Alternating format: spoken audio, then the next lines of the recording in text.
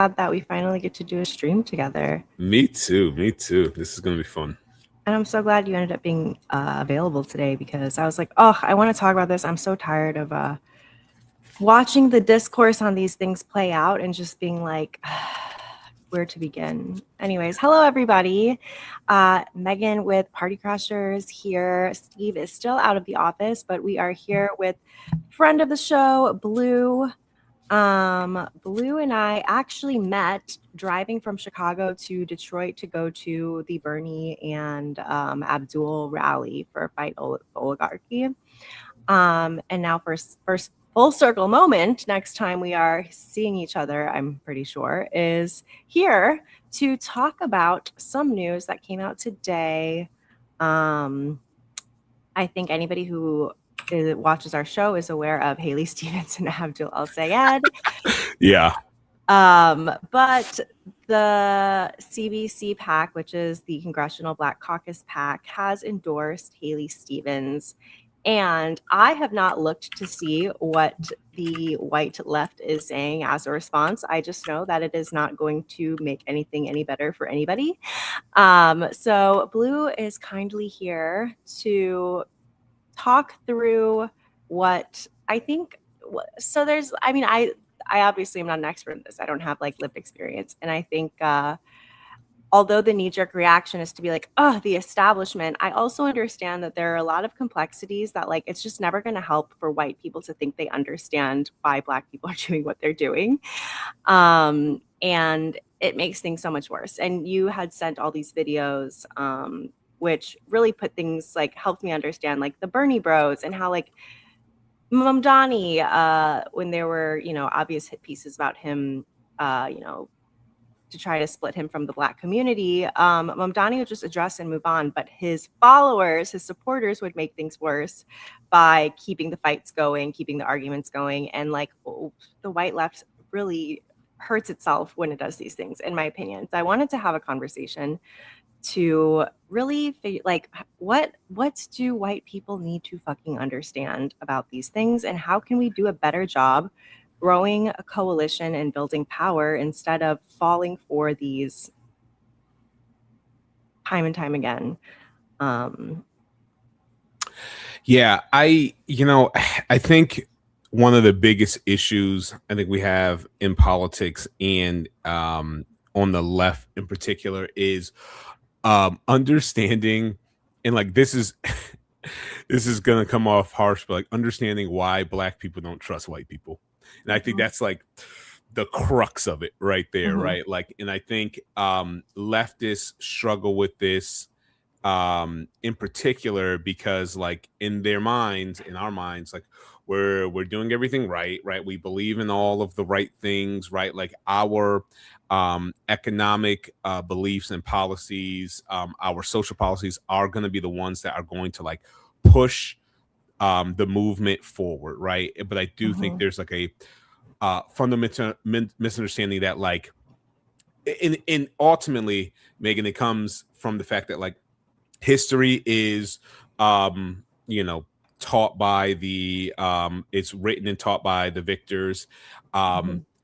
So there's a fundamental like leaving out and misunderstanding of like how these leftist movements have happened historically in America. Like every leftist will tell you FDR was incredible and he's the best, and the New Deal was the best thing ever, and we got to go back to that. But like there's a fundamental misunderstanding that comes with the New Deal only worked for white Americans because it excluded Black people, right? Like it's the only reason why they would accept something like this. And so like Black people don't have this like jovial feeling about like how great leftism is, from like a historical standpoint. Like even I've got friends who parents are absolutely Republicans and will vote for Trump 15 times over, but love everything about their unions. They love everything about the New Deal. They love the fact that they own 2 homes completely paid off because their parents before them got a house and was able to pay it off, and they got a house and was able to pay it off. And like they love all those things, but they still don't really like Black people. You know what I mean? Mhm. But Black people, they don't have that, right? Like we never benefited from those things, and the only time we've ever benefited from political movement, political power was either through like very brutal revolutionary movements like the civil rights movement, or by, I hate to say it, capitulating to the quote unquote left wing version of the white supremacist power structures. So Mhm. that's Yeah, no, I mean, and I think the word capitulate, although you hate to say it, I think important context is like when people are forced to choose to do what they have to do to survive, which, when we have people under these conditions, to force them to have to capitulate to follow the power structure the way it is. I mean, to me, it's like I can't blame anyone for choosing to do what they have to do to survive. And so as much as my knee-jerk reaction is always like, oh, come on, like Haley Stevens, is she really better for Black people? Who am I to think I know better? And so I think like um, that's where I think people have to realize, like, if you're not understanding why, you have to take a minute to fucking learn. And I yeah, think, like, yeah, especially with organizing around Palestine, I have learned a lot of things that I did not understand before. Like, I didn't understand that because, a lot of the Illinois Legislative Black Caucus, um, it took a while to get them to support repealing the anti-BDS law, which makes it illegal to boycott Israel in the state of Illinois, basically. And I didn't understand that for a long time, synagogues kept the lights on in Black churches, and that a lot of Jewish philanthropies exist in Black communities. And so there is a relationship there, and like it breeds a sense of loyalty. And I'm like, okay, that is really important information, that like who am I to judge what people needed to do in order to survive? And it's in the same way that I'm not going to judge, Tupac and Change says, I never did a crime I didn't have to do. It's like, like who am I to judge? That doesn't mean that we can't figure out a way to somehow bridge the divide and work together. But it does take, I think, a lot of humility from especially white leftists who do feel like they know and understand. It's like still an ingrained white supremacy is showing to be like, I still know better than you for you. Um, so I feel like that's why these conversations are important to have. So I don't know if you have seen, or I'll give you a second to add or weigh in on anything. yeah. No, uh, I think you touched on a good point about like the deep connection that the Jewish community and the Black community have, and like obviously we want to in no way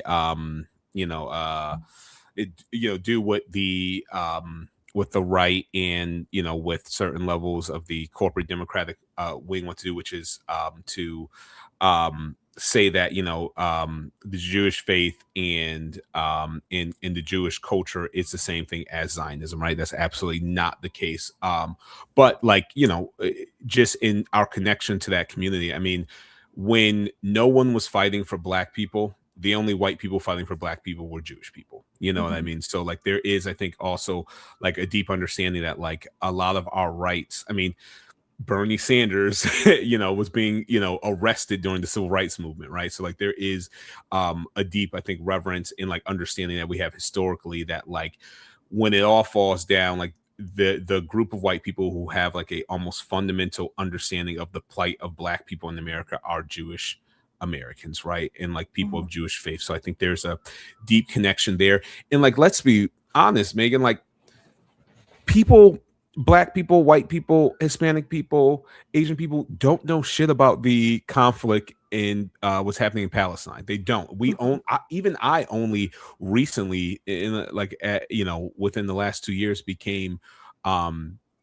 relatively educated on that conflict. If you were to ask an average American, whether that's Black or otherwise, like their thoughts on Israel, their thoughts are like, well, the Holocaust was bad, and Israel is like a mechanism to like keep Jewish people safe, right? There is no understanding. Not let's just say there's no understanding, but like there's a very small understanding outside of that for your average American, right? And so I think a piece of it is educational, and I think if more people, Black or otherwise understood that, like, that there's a absolute fundamental difference between Zionism and those of the Jewish faith, and understanding that the majority of Zionists are right-wing Christian nationalists in America.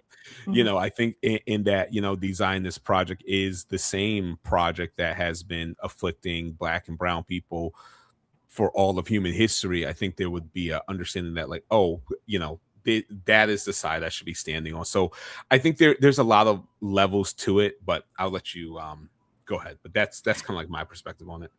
Yeah. No, I think that's very important to state. The conflation does also add its own challenges, the conflation of Judaism and Zionism. When I think Ta-Nehisi Coates has been a really great voice on the issue too, talking about how when he went to 3 different places for his book, The Message. Did you read The Message? No, I haven't read, but I heard it's very good. It's on my list. Oh, it's so good. But he went to, I believe, I want to say Sudan. He went somewhere in Africa. He went to Charlottesville, or like one of the places that was in the process of banning his book, Between the World and Me, which is, what it's like to live in the world with Black skin. That was being banned. And then he went to Palestine, and saying, like, as soon as I was in Palestine, I was like, this is what the Jim Crow South looked like. And there's no separating what happened, like what my parents and ancestors experienced and what Palestinians are experiencing now. But we are so barricaded from that information. I mean, Ro Khanna was just there, and he's like, oh my God, this is so much worse than I could have ever imagined. Until you're here, you don't know what it's like. Ro Khanna said, I've never been so aware of my brown skin before. And so, yeah, I mean, there's just a lot of things because, and we've seen, the way the media treats Black Lives Matter movement, like the way that things are manipulated. There are a lot of through lines, and they keep us from seeing that they are through lines. And so, yeah, I mean, anyways, you sent some really good clips. Do you want me to play some of these clips and commentate on them? Or was there anything specific that you wanted to talk about within this topic, or what do you think? No, yeah, I think we should definitely play the clips. I think that'd be really good. Okay. I have the Mamdani Succeeds Where Bernie Fails clip, which I thought was great.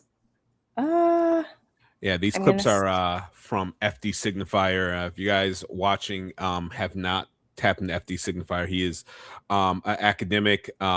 He studied politics, Black social issues. He was a teacher, and he's probably the top Black thought leader on the online left. And he gives a really good perspective on, like, because he's a bit older than me. He's like an older millennial. So like fully was wrapped into the Obama mania and stuff like that. So like he gives a really good perspective of like what it means to be like a Black leftist, and someone who had to like go from being a Black liberal to a Black leftist. So it's really good stuff. All right, I'm going to play this. I'm starting it at 5 minutes. Let me know if you can't hear it or anything. Certain leftists in the crowd, if I start with using Mamdani as an example of how to engage with and appeal with Black voters, as opposed to how Bernie had. Because one thing that I wish I'd have made more clear is that aside from this college application nonsense, which happened when he was 17, Mamdani has done a masterful job appealing to younger Black voters, and he's positioning himself to penetrate older Black voters in a way that Bernie never did. So if we can all see and agree on that, then all we have to do is learn and observe, and we'll know what to do, and importantly, what not to do. Like as it pertains to that college application thing, and this is God willingly going to be the last time I bring this up. I've done more research on that since the last video because people were calling it a right-wing psyop, and no, it's not. Was it brought to us by right-wing, journalism or whatever else? Yes, that is true. But is there no validity in what's being reported and it's false? No, that's not true. And no, the category of Black or African-American was never meant to include a South Asian man born in Uganda. Mamdani may not have known this at 17. I think he did, but I don't care. I don't want to talk about it right now. I can't believe people tried to argue that. He explained himself. Move on.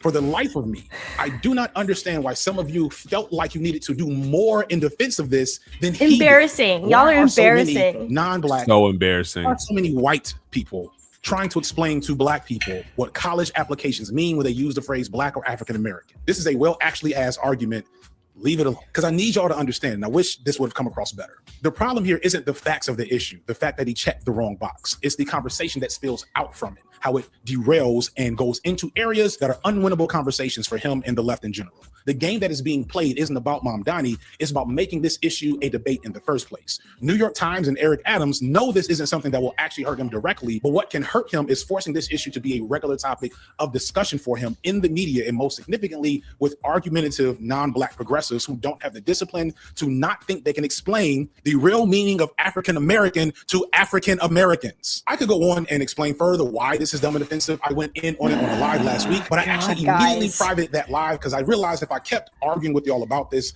I'm just doing the devil's work for him. It's just a distraction at this point that takes away from the ultimate goal, which is something Mamdani himself understood when he addressed it as directly as he did. And I'm just going to say it with me: follow Mamdani's lead. It's the same energy that Mamdani had when somebody asked me if he was going to visit Israel after he became mayor of New York. He basically said, my job is here in New York. I don't want to talk about that. He didn't get sidetracked. He stayed on topic and then moved on. So moving on, let's examine why Bernie did so poorly with Black voters in a way that Mamdani is repeating in some ways, but defying in others, and what's to be learned from that. I'm going to try to keep it simple. Megan, can I just jump in here too? Like, I think the what happened with, you know, the African American thing on his application is also like just perfectly indicative of like what happened with Graham Plattner. You know what I mean? Like, just like this. And I do get it on some level. Like the right is really good at like doubling and tripling down and like standing by their people no matter what happens. And like, I do think there was a point in our past where we were too easily distracted and too easily to like toss out anyone that made any, like, even the most minute sort of you know, micro aggression or something that didn't align perfectly with what we were doing. I do get that, but like this, what he's talking about, it's kind of like exactly that point. Like there, you know, did we want Graham Plattner to be a better person? Absolutely. But like, should we have like stood on that and ready to argue down all of the kind of like indefensible stuff that we had? Probably not, right? And I do think on the left, it's hard because we don't have many warriors. We don't have many people that are willing to actually like stand on their beliefs. But like, we got to get more disciplined. We got to get more discerning on like who are actual allies, because if we don't, then we're going to keep on ending up with a Plattner situation, or we're going to keep ending up with fucking Fetterman. You know what I mean? Like we got to get better at this. Holy shit. Yeah. And I think like a lot of because I didn't really speak publicly about Plattner much. I didn't defend him publicly because I was like, these are not hills I want to die on.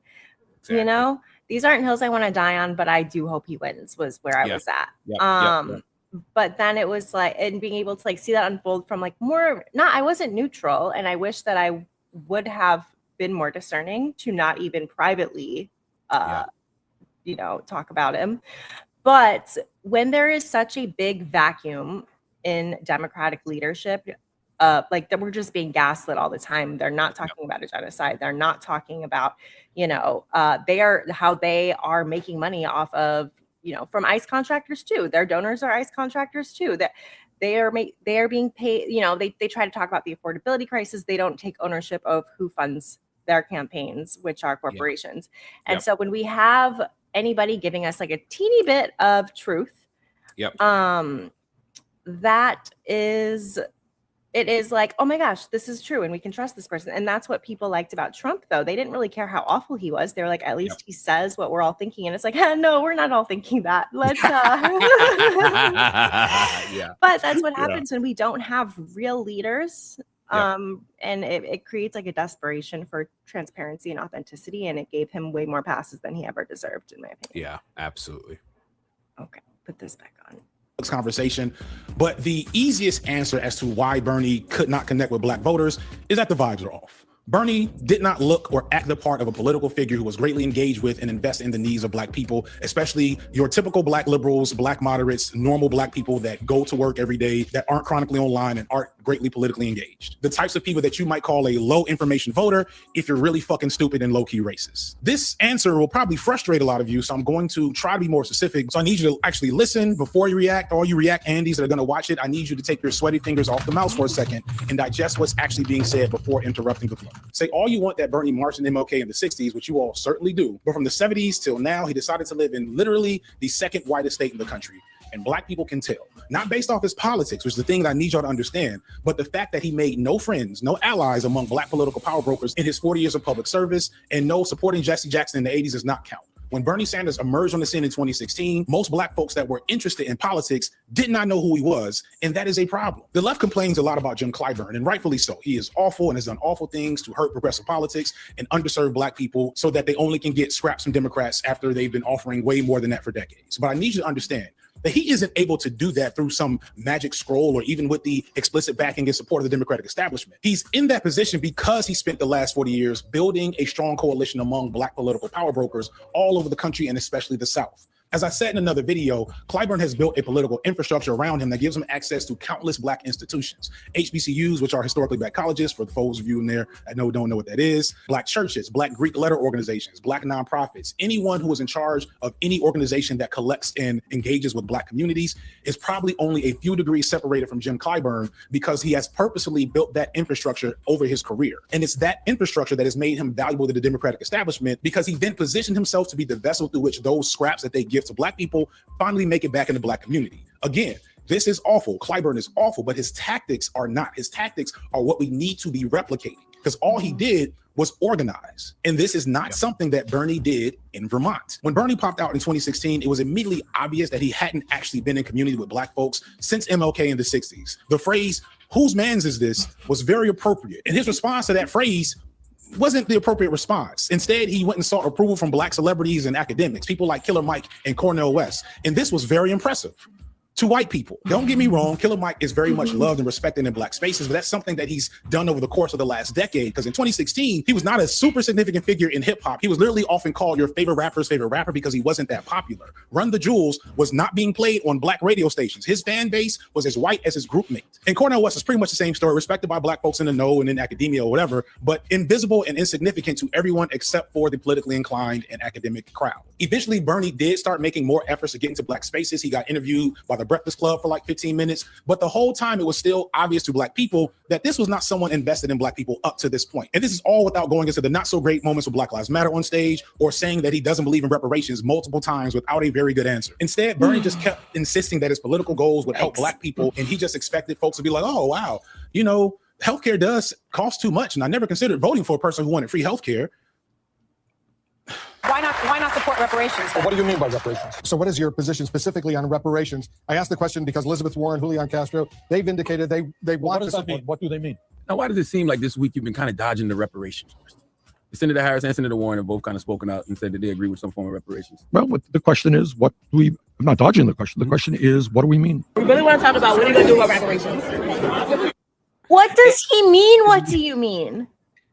It's so dumb too because like Bernie is so smart. He knows what it means, and also like, you know, one of Bernie's biggest faults is like he's almost too honest because like, do I believe that Kamala Harris or any of the other names would actually do anything about reparations?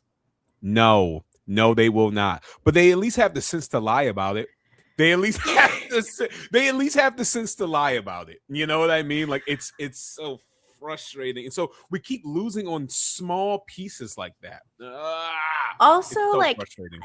I don't see how we can have a successful socialist system until reparations. Yeah, I don't 100%. Like, I think that should be order of business number one to anybody who truly cares about having a successful socialist platform.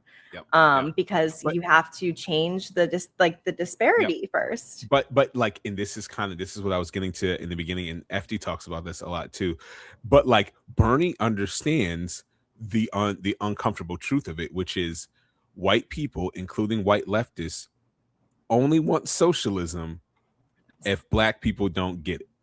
or or if like everyone gets it equal. So like the way there's two views of it, right? Like the right, they only want socialism as long as black people don't get it, and then the left only wants socialism if like everyone gets it and no one gets anything extra, especially not black people, right? Like there is no real balancing of it, and like part of that is education, and part of it is like a little racism. You know what I mean?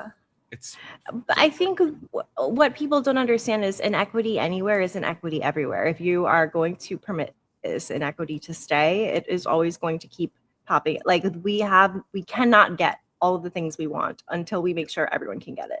Yep. 100%. We can't get the things we want until we make sure everyone, like it's just like, do you want it? Like I genuinely cannot wrap my head around the stupidity. You go first. Yeah, go. I'm not a self. We have the highest rate of childhood poverty of any major country on earth, especially within the African American community. So what Reparations could help with that. I've said black 50 times. All right, that's the 51st time. Throughout Black history, politicians, both black and white, come into black spaces with allegedly good intentions, promising the world, and then never return after you get their vote. That is something that black people are very used to. There's other elements to this process, right? But that is the reality. So no amount of presenting good politics is going to convince a lot of black voters, especially older ones who have seen this multiple times before. So when someone asks what Bernie Sanders' connection is to black people and black communities in 2016, and you keep on pointing out something he did in 1963, it comes off condescending and tone deaf. Marching with King is dope, but it was clear looking at Sanders and his team that there were pretty much no black folks involved. And then in 2020, when he did do a lot more to build a more diverse infrastructure, it seemed like they were hamstrung by any real dedication to the type of work needed to build inroads with black voters. A Washington Post article in 2020 that interviewed his own black campaign staffers said that his team all but refused to put in the needed effort to build inroads with black voters. Quote, others who worked in the state said some of the campaign's decisions amounted to political malpractice. They faulted national campaign officials for deploying what they viewed as unseasoned strategists, not advertising more aggressively on television and black radio, and missing opportunities to bring Sanders in for FaceTime with black leaders and black voters. Even more basic needs, such as yard signs, became a source of angst, they said, citing a stark shortage in a state where visibility is a big part of the political culture. Inexperienced state leadership, said Hyman, who gave speeches for Sanders, was very slow to respond and to take any risk or broaden our base or to push for some of what we thought were common sense suggestions. One idea, for example, was for Sanders to visit a convention of Baptist ministers, according to Gilliard and Thigpen, who said that plan was rejected by higher ups. Jessica Bright, who served as state director, said the decision was more of a scheduling conflict. It wasn't anything outside of that realm. So let's talk about the black church for a second. I grew up Muslim. I did not grow up in the church. And for a long time, I didn't have much respect or appreciation for the church for all the reasons I'm sure you can think of. And I'm not going to sit here and act like those reasons are invalid and that the black church does not have a ton of problems, because it does. And these problems have led it to the brink of extinction at this point, and it's why a lot of black Zs and millennials are completely disinterested in it. However, two things can be true at once. There are tons of black churches with radically different political inclinations than most of you realize, which isn't too hard to believe if you actually understand the history of the black church. And Lil Bill has a great video on liberation theology that you all can watch after this. But the worst black churches still have something that the left does not: the power and access to a mass organizing infrastructure that can bring people to do things at the drop of a dime. A lot of you may not even know this, but are you aware that Target has been the subject of black consumer boycott since the beginning of the year, partly organized by Dr. Jamal Bryant here in Atlanta? A few months ago, he announced on a Sunday that there was going to be a panel discussion around the boycott on the following Tuesday, 48 hours notice. And he got probably 1,000 people to show up, including myself and including Nina Turner. Now, you may say to yourself, a consumer boycott isn't some bastion of leftist political action. And you're right. It's definitely not what I would do if I had that type of organizing power.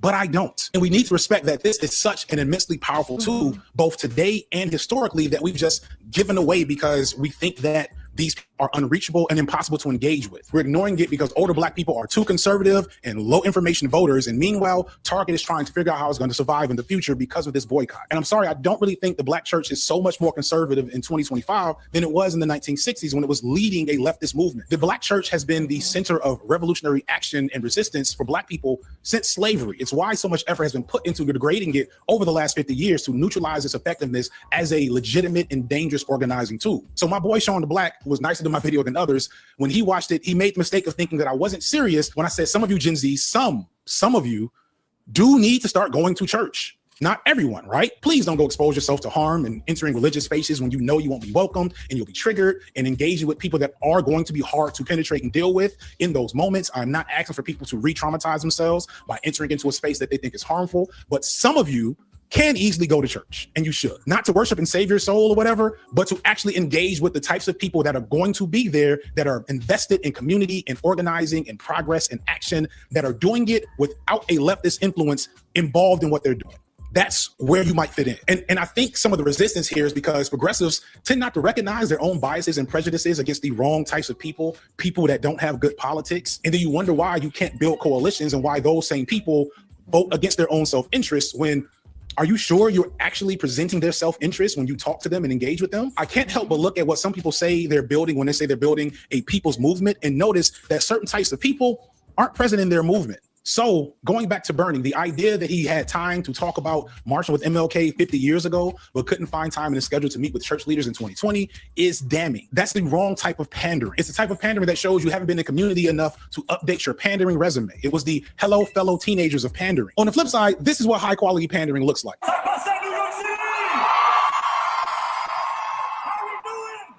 That Zoran Mamdani at a Haitian concert in New York using colloquial Haitian language, speaking specifically to issues that Haitians care about, and even bringing up the Haitian history of anti-colonial revolution. That's a level of investment and knowledge that a lot of you aren't even capable of engaging with. This is Mamdani quoting Reverend Al Sharpton in front of Reverend Al Sharpton at a Harlem church sitting next to Spike Lee. Say it with me. Follow Mamdani's lead. And I don't think so many people, especially black voters, are somehow oblivious to when they're getting pandered to. Anyone that says, oh, that's pandering as if that's a bad thing. No, that's their fucking job as a politician. But if you're going to also, Megan, like I think the other piece about this too is like, because, you know, and this is where I think on the left, we get it wrong, both on the left center to like far left. Is like, you can't fake the funk and you can't avoid the funk, right? And so like you have someone like Hillary Clinton, or you know, like or anyone, or fucking Nancy Pelosi with a fucking dashiki on and shit. Like you can't. We can tell that Hillary Clinton really don't like black people like that. Yeah, I mean, we can tell that Hillary Clinton, you know, when she's doing the hot sauce in her bag, whether it's true or not, we can tell that this is a consultant-minded thing. Like we can tell that you are doing the thing that you think black people really like. We can tell, right? And so I think what happens is like you have your corporate Democrats who are just so fundamentally like, okay, well, black people like hip hop, so I'm going to do the hip hop thing. And then you have leftists who are like almost like vehemently against like you know, like the pandering piece and like connect like, oh well, you know, the corporatists, they're doing all this, we're not going to do this. And like the key is not for leftists to like go out there and pander. The key is to actually be engaged with the community in a real genuine way, right? Like when I posted on my Instagram when I saw someone act, I think it was like Complex X Mamdani, with his first album was, and you know, a lot of you guys, if you don't know, this is the 30th anniversary of Jay-Z's career and the 25th anniversary of The Blueprint, and his response was, the first album I ever got was The Blueprint. And it didn't feel like Mamdani was like, hello blacks, let me tell you about this hip hop I like, right? Like you can tell that Mamdani hangs out with a bunch of black people, right? You can tell when people have relationships. Yep, like absolutely. And I think that's like the difference, is you can tell the difference between somebody who is, let me perform for a black audience, and I don't have to perform anything because I have friends like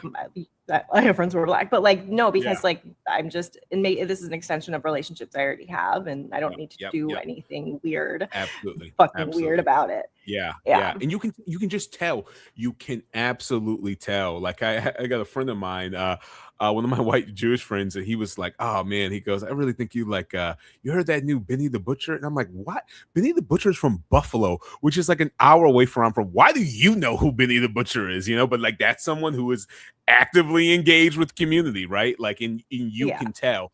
And I think that's and I think that's kind of FD's point about like you need to be a part of the community, right? Like you, whether that is attending a black church or black community events, like being a part of the community. Like, and that's what I will say about Abdul. When I met him, I could tell that's a brother who's been around the folks. You know, been to a couple, cookouts, been to a couple events. Like you can tell that he's been engaged in black and brown circles for his entire life, right? And so like there's a genuineness that comes off that, like someone like Stevens does not come off at all. And like that, listen, I don't know the last time she's seen a black person, but that's just me. I'm just assuming. I mean, she got the endorsement, so. She got the endorsement, yeah. Oh, wow. Oh. Oh, God. Oh, my God. I mean, well, have you read the endorsement? Do you know what their reasons are? We should read it. I'm sure. Okay, let me pull it up. Let me put it up. See, because I am curious. CBC PAC endorses Haley Stevens. Okay. Here is Jim Clyburn. Oh, Jim. Oh, Jimmy. Haley has spent her career fighting for Black Michiganders, Chris Taylor, a spokesperson for the PAC, said in a statement issued Friday. From her time working on President Barack Obama's auto rescue, helping save 200,000 Michigan auto jobs, to standing up for Michigan's Black community in Congress, to now running to deliver on her Michigan Hope agenda, she's an effective fighter who will deliver for Michigan in the Senate. Clyburn said, "I've been proud to have Haley by my side through some of the toughest fights against Donald Trump and fighting to lower costs for working families. From taking on Big Pharma, while she takes money from United Healthcare to cap the cost of prescription drugs, to bringing back good-paying union manufacturing jobs to Michigan, to her work as chief of staff on President Barack Obama's auto rescue, helping save 200,000 Michigan auto jobs. Haley is a fighter for Michigan, and she delivers for Michigan. I'm honored to endorse her campaign for U.S. Senate." What are your thoughts?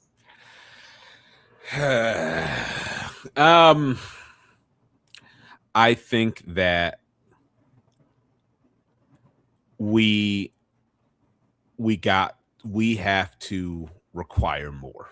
That's just broadly, right? Like we have to require more. Like nothing that, and let me just kind of gather my thoughts. I think Black people largely, and I want to be clear, like you are not the spokesman of Black people, so no, this is just a reflection of you. I am the king of the Blacks, actually. Okay. I take that back. That's FD's joke on most of his things. He goes, as the you guys have prescribed me the king of the Blacks. No, but like in my experience, Americans in general get next to nothing from their political establishment, their representation, for sure, right?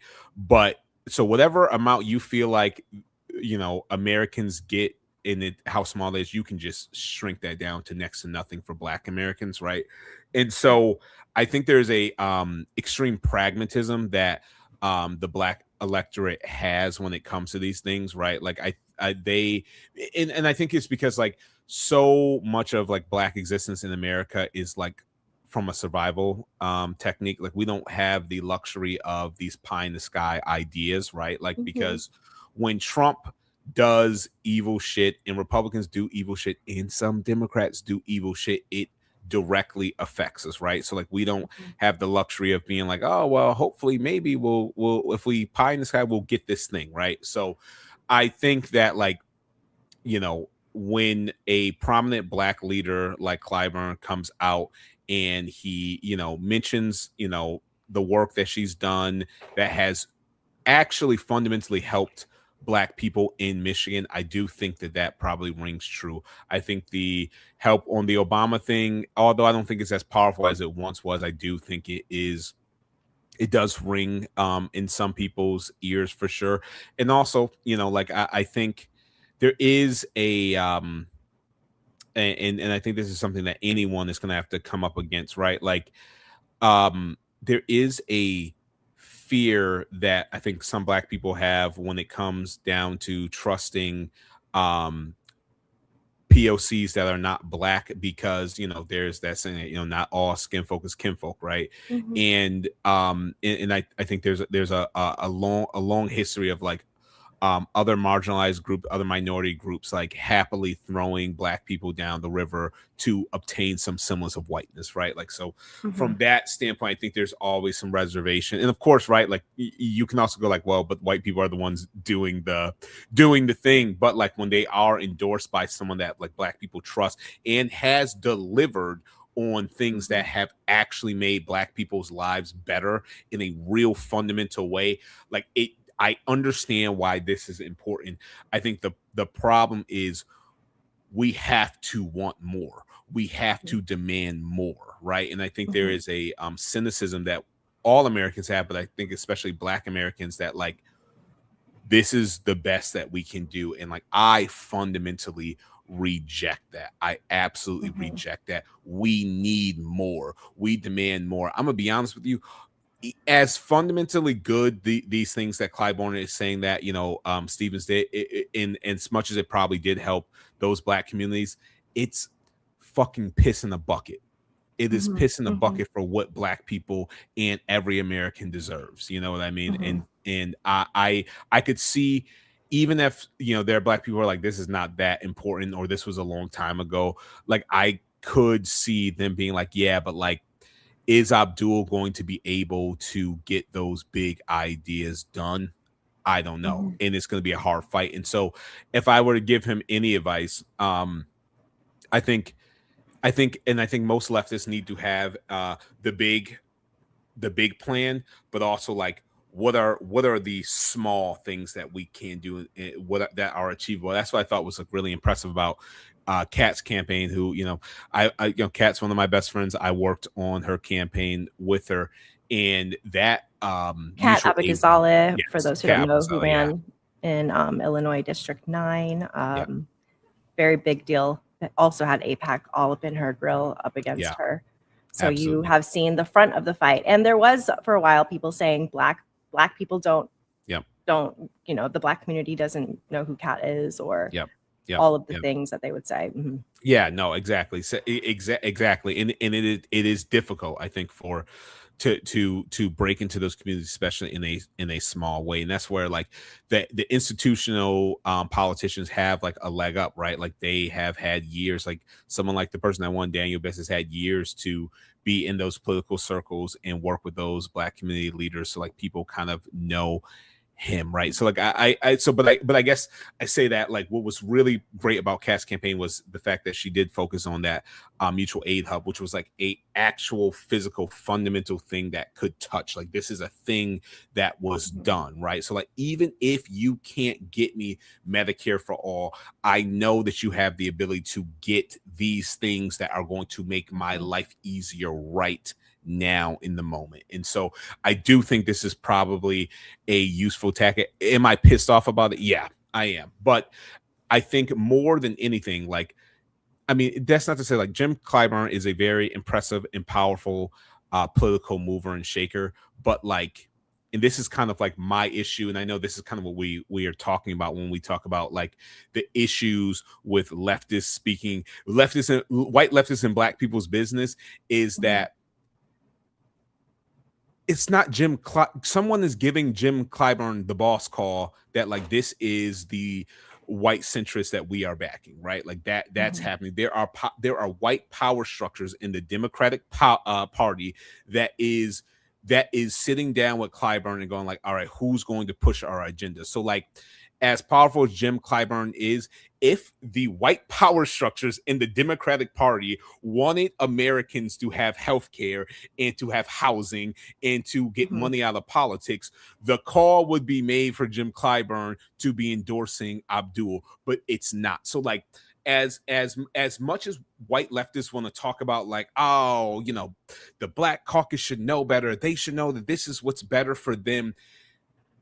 It's not the Black power structures in Congress that are making these decisions. It is the aggressively white power structures that control the Democratic Party that is making the decision that you deserve less. So before you come into my house and tell me and the Black political structures what we should be doing, how about you get the white power structures in the Democratic Party to get off our fucking ass and to stop pushing us that way? You know what I mean? I think about the Black Lives Matter movement, and I think about it wasn't Barack Obama who made the call to Keith, I think it was Keith Ellis to the Attorney General to get charges against Chauvin. It was fucking Jay-Z.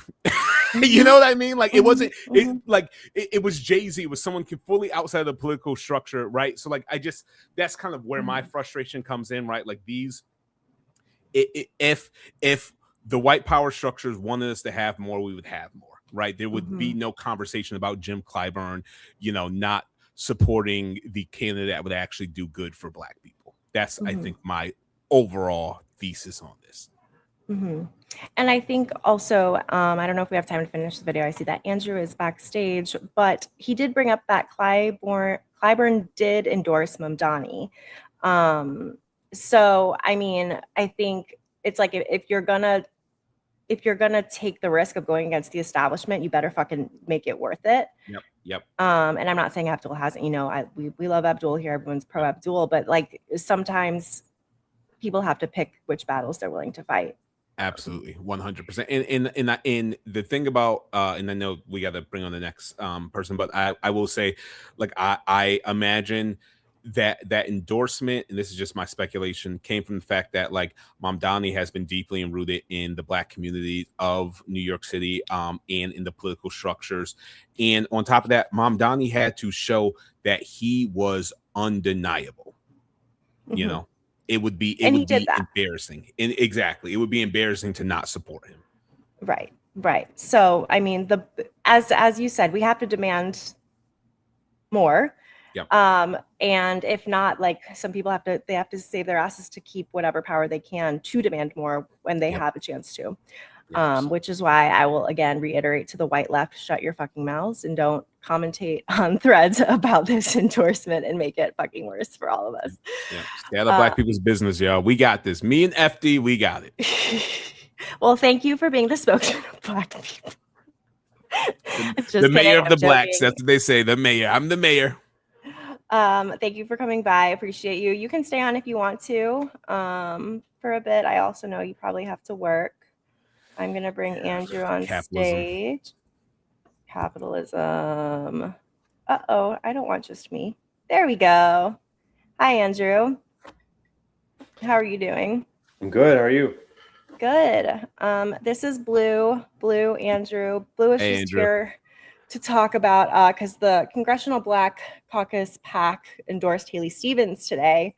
And you know how the white left reacts to things like that. That just makes everything so much worse for everyone, because then all of the discourse is on how fucking insane we all are, and racist, and we can't just shut up. So Blue is here to kind of explain to people how to come correct a little bit. Yeah. Do you want to stay on, Blue? Yeah, I can stay on for a bit, and I'll I'll let you know when I pop off. Hey, we've got 4 people here. Hi, Leo. Okay, Hello, do you guys everybody. want to introduce yourselves? Leo, do you want to introduce yourself? Andrew, introduce yourself. Yeah. Hello, everybody. My name is Leo. I am a lifelong Pilsen resident, community organizer, and current chair of the 12th Police District Council. Dope. Cool. Yeah, and I'm Andrew Herrera, president of Herrera Strategy, and also a longtime resident, although not lifelong resident of Pilsen down here in Chicago Southwest Side.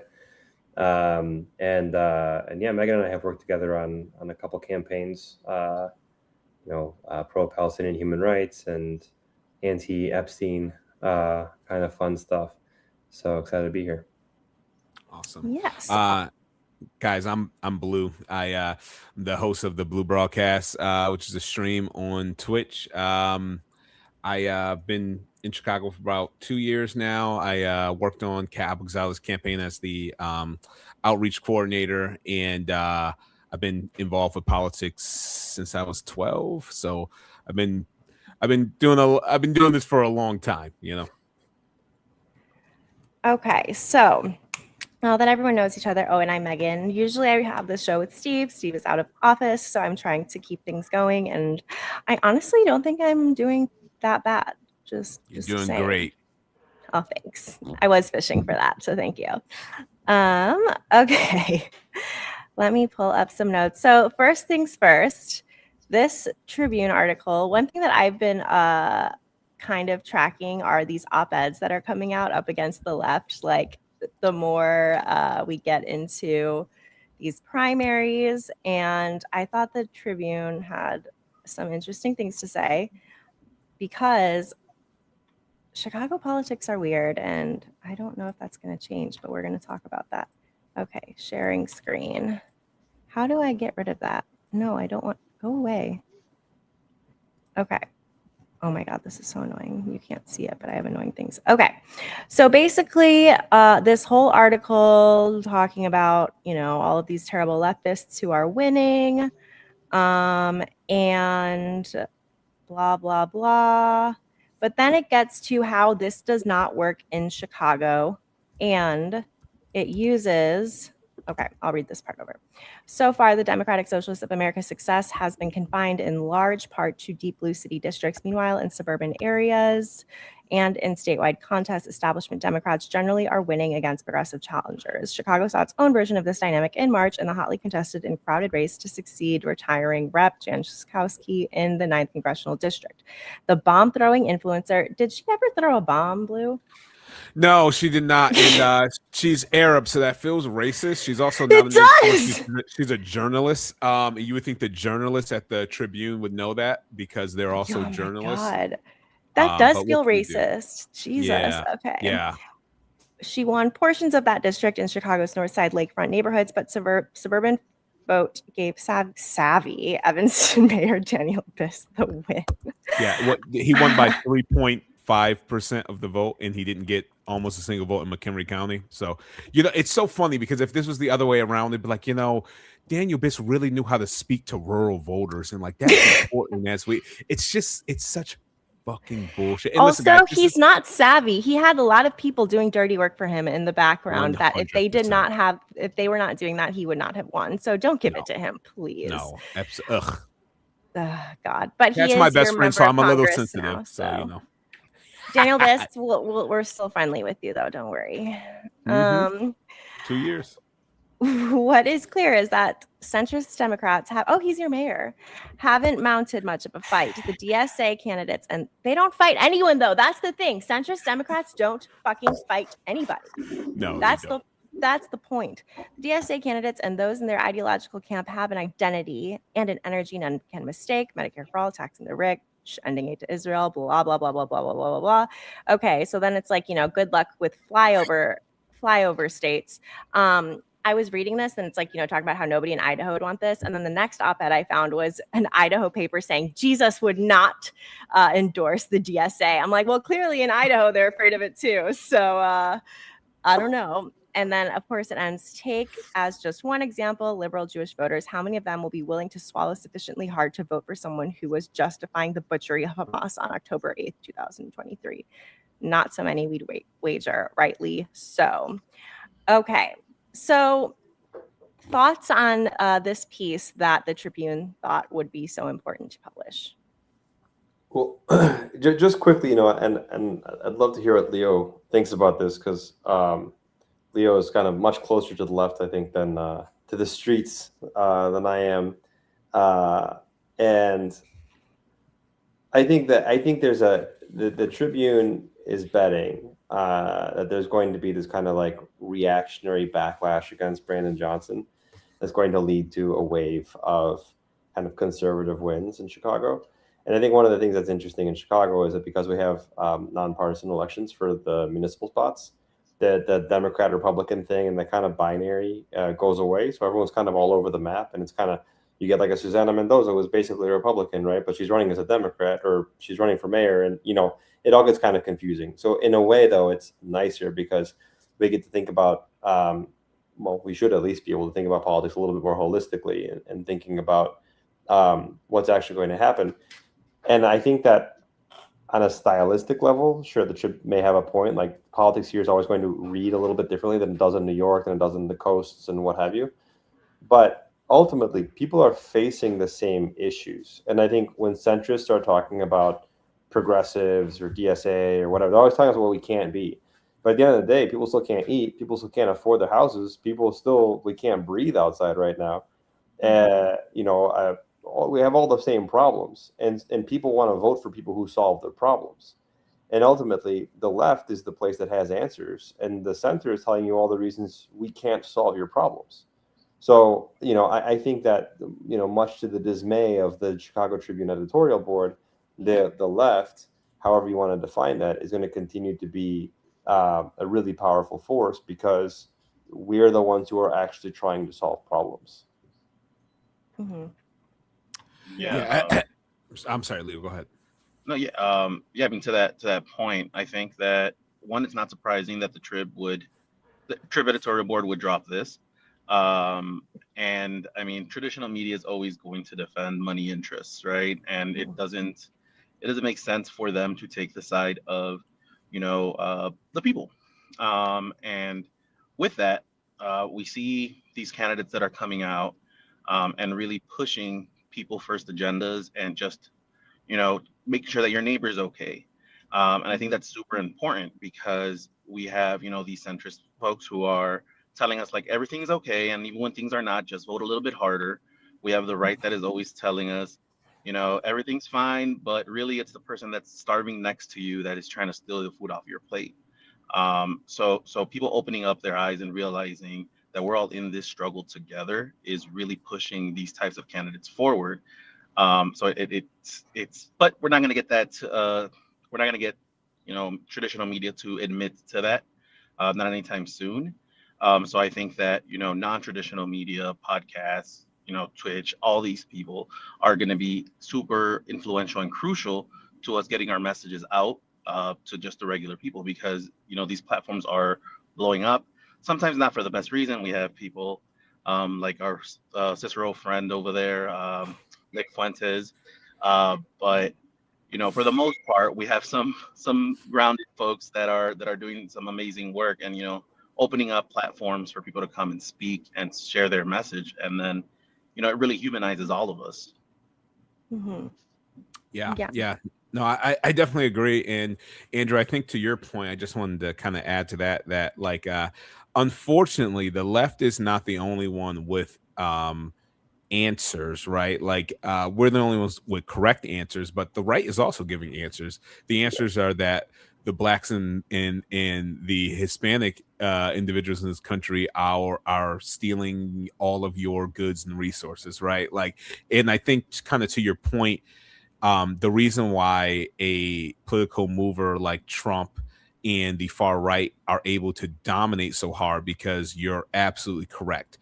If there is a fundamental problem that is happening in America that is choking Americans, and one side of the political aisle says there's nothing wrong, buddy, everything is great actually, and the other one is like, no, there is a problem, but the problem is something racist, right? Something misogynistic, something homophobic or transphobic.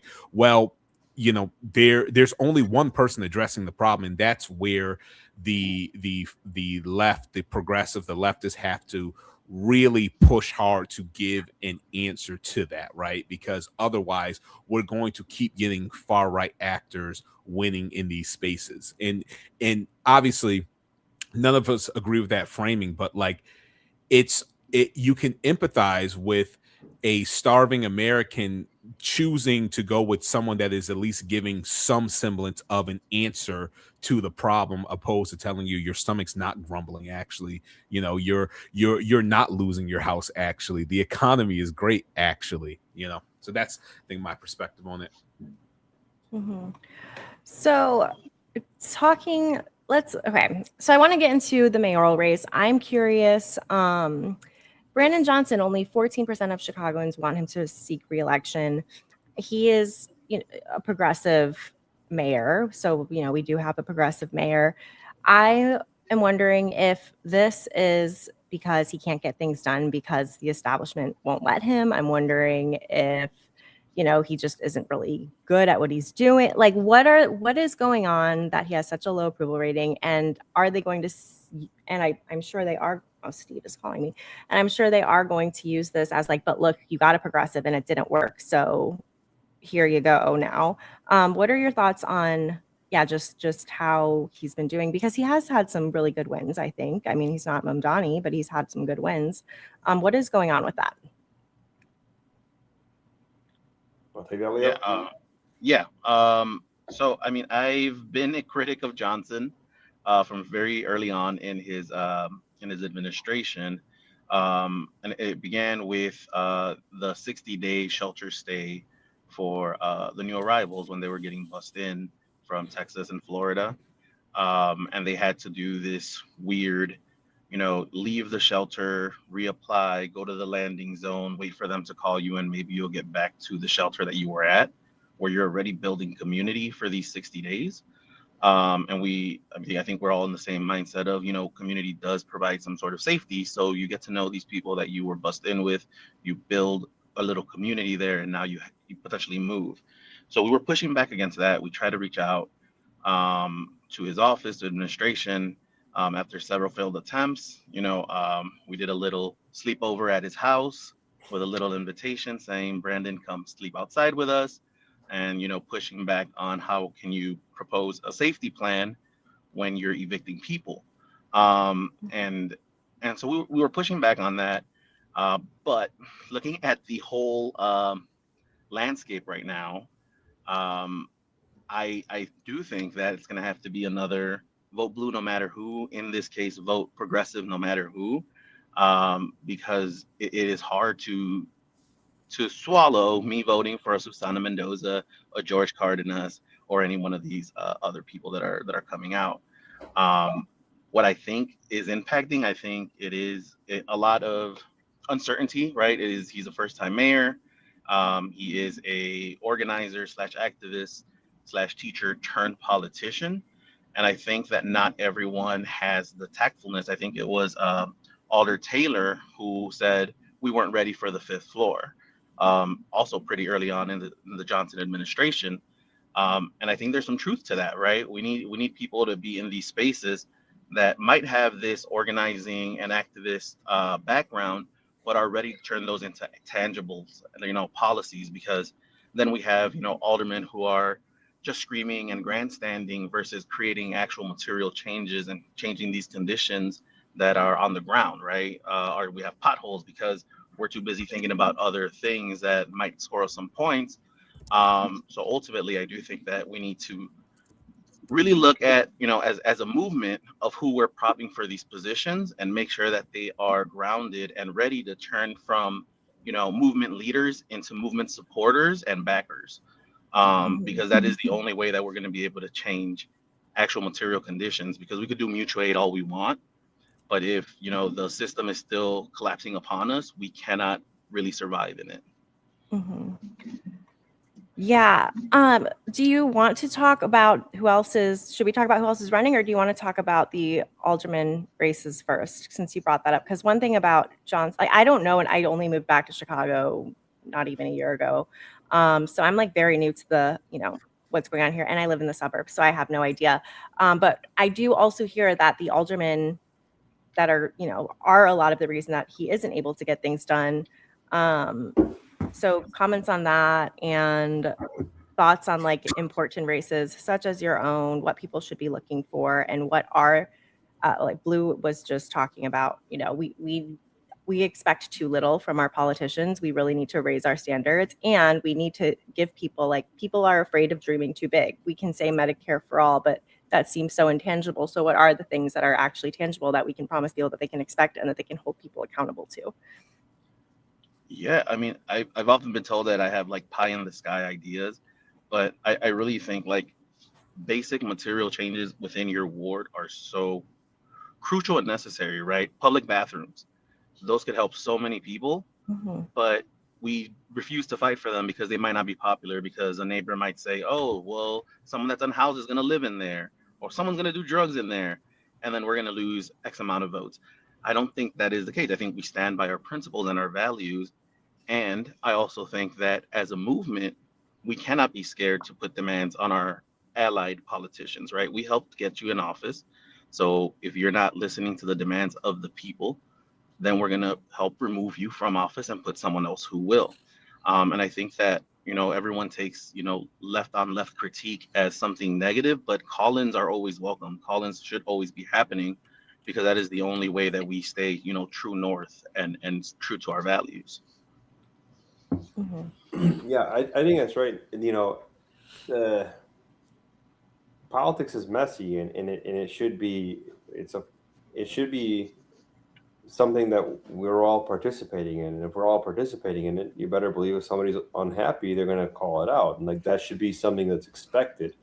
and somehow we've kind of developed this kind of political culture where our elected leaders it's somehow permissible for them to just kind of be totally absent and like never hold a town hall, never be seen, and they show up, at super staged events during the cycle.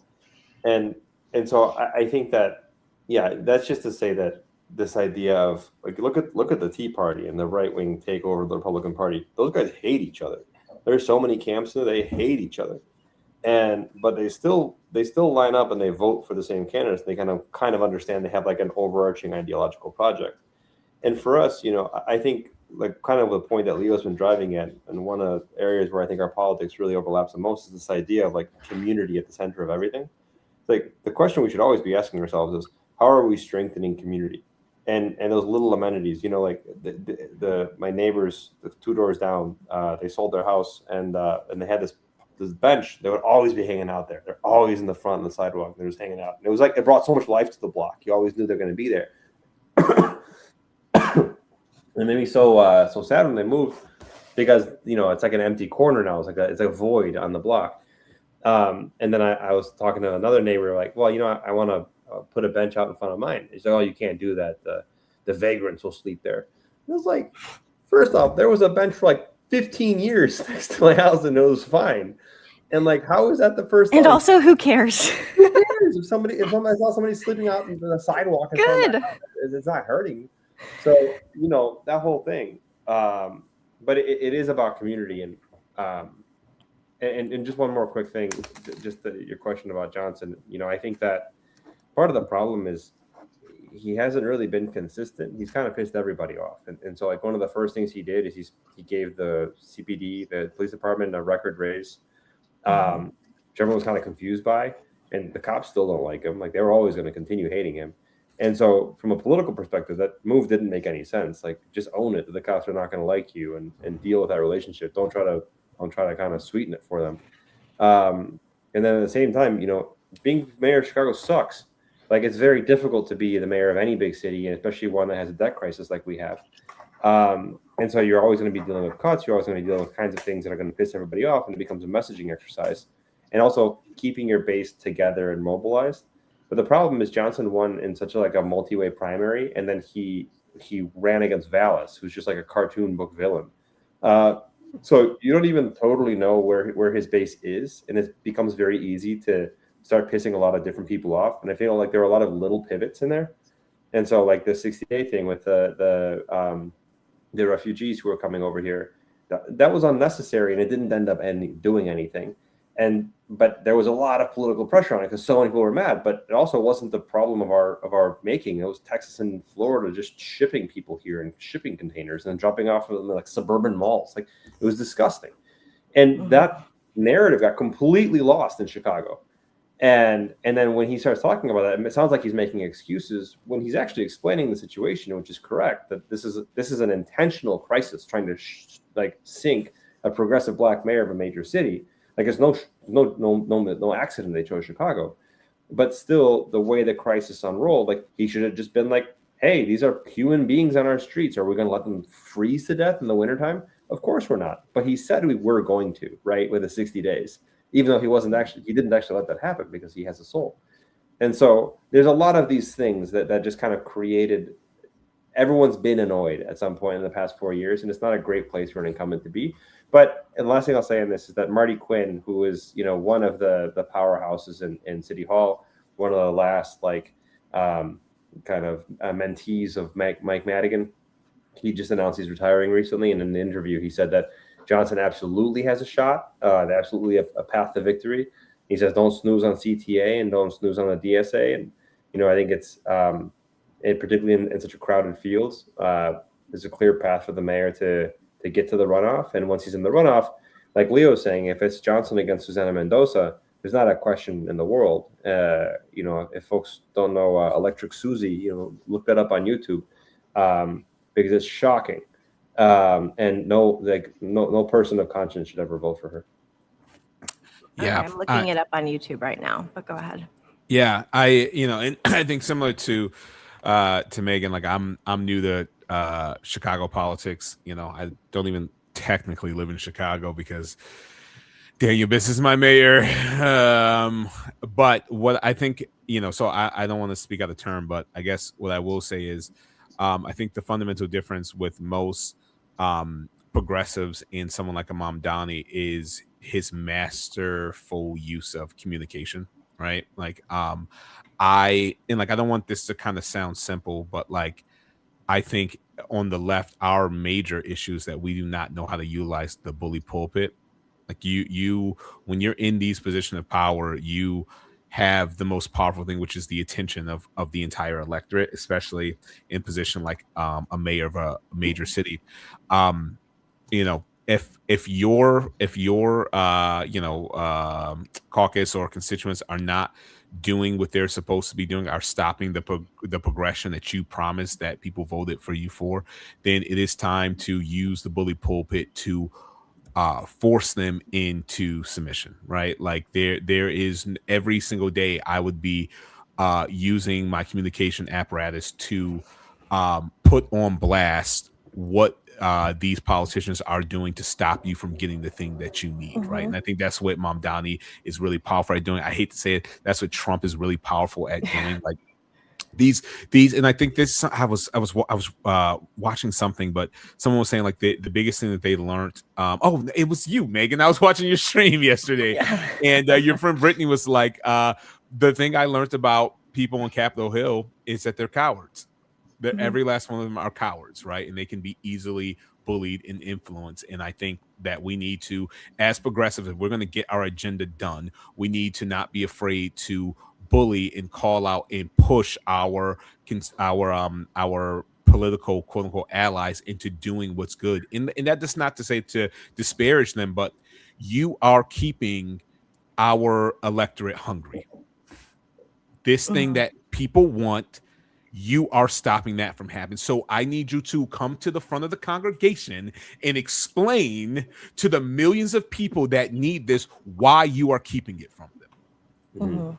And one thing to add there, and I'd be curious to hear from you, Leo, about this, is that, you know, you talk, I think, rightly about using the bully pulpit, Blue, but I think a big part of it, and I think both Trump and Mamdani's communication style, it's not, you know, people think, when they think good comms, they think Obama, right? Yep. And Obama was a master orator, and everyone, you see Pete Buttigieg trying to sound like him, and oh my God, Josh Shapiro.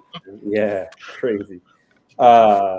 And so you get that, but I think the real trick of it is you have to bring people in with it. And so it's both a communication, but communicating as an organizer. And Mamdani's genius is like the Easter egg hunt. Everyone before the Easter egg hunt is like, well, it's so cringe. And like, you know, you see if any of these centrists try to do an Easter egg hunt, it would be incredibly cringe. It'd be the worst thing you've ever seen. But Mamdani did it, and it was fun, and it was just like a community day, and it was great. There's and all of his rallies are like that. Yeah, you're absolutely right. And we were talking about that earlier, that like, you know, when we were talking about like the issue with leftists having with connecting to, you know, the Black community is that like both the quote unquote far, the leftists and like the centrists, is that like you really need to have the authenticity, and that authenticity comes from being a part of community, right? Like you can always tell. And I think to your point, that's what Mamdani has in spades. Like you can tell he is around these people. You can tell he's been in that community for a long time. It all feels genuine. But I think you're right. I do think you have to bring people in. But like, I think kind of to your point, like the most useful use of the bully pulpit is like, you are like, I'm not using it to actually bully you. I'm using it to hold you to account, right? Like, and I'm not holding you account because you're pissing me off. I am holding you account because it is my job to represent this constituency, and you are letting them down. So you need to be held to account to them, right? Like, and I think that is like the most optimal way to do it. I think another thing that Brittany mentioned yesterday, because she, lobbies for Palestine in DC, and I was asking what it's been like to see it go from just like a couple members of Congress to breaking 103 members of Congress voting. And what she was saying is, yeah, they're all cowards, but they're also seeing how you react when somebody, takes the brave step. If they take the brave step and you're like, okay, cool, but purity politics, fuck you, they're gonna be like, it's not gonna be worth my while to like lose all of my relationships with my donors. You guys are gonna hate me anyway. So we also do have to reward good behavior from our politicians. And I think that's where the left also gets it wrong, is being like we do have, you don't have to love a politician to appreciate that they are doing what they're supposed to do, and they're not going to continue to do it and put their neck on the line if it's all for nothing. Yeah. So it's that people are just, I think the left lacks political savvy in that way. Absolutely. Yeah, and I mean a piece of that as well, and it goes into the comms and what you were saying, Megan, is that we often like fall into these spaces where people want us to talk theory, right? And it's this complicated language, it's this educated language, it's an elitist language, really, if you get down to it, right? And we're not breaking it down in the simplest terms where everyday people could understand it. And the everyday person is not reading Karl Marx and all these, right? Like they're living their lives, they're working 2 jobs. And I think that, Mondani did a great job on it. I think Trump does a good job on it, right? On the opposite side. But really talking to people's needs and saying like, this is what's happening. And this is how we can solve it tomorrow, right? The shoveling program that New York did, right? There's an issue. Let me support people.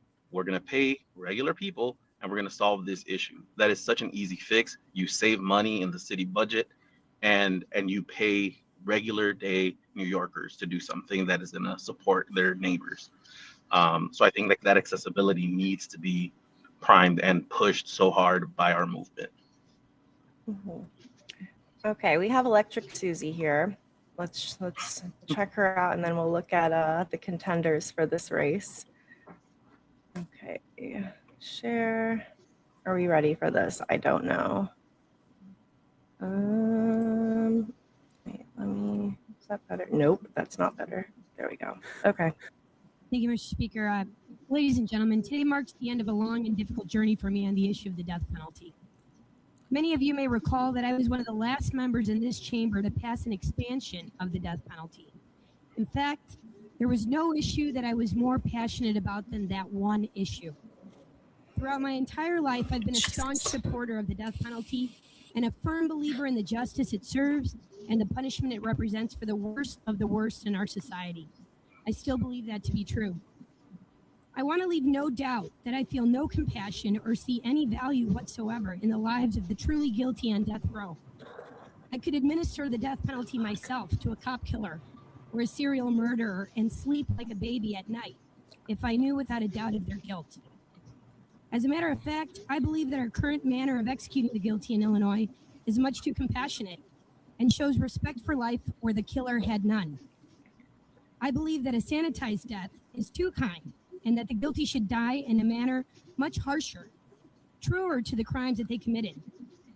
I know that this may sound cruel to some of you, but it pales in comparison. It may sound cruel. Are you fucking joking? To the cruelty inflicted upon so many innocent victims by these murderous animals. God. This debate for me is no longer about whether or not guilty killers deserve to die for their crimes. They do deserve to die.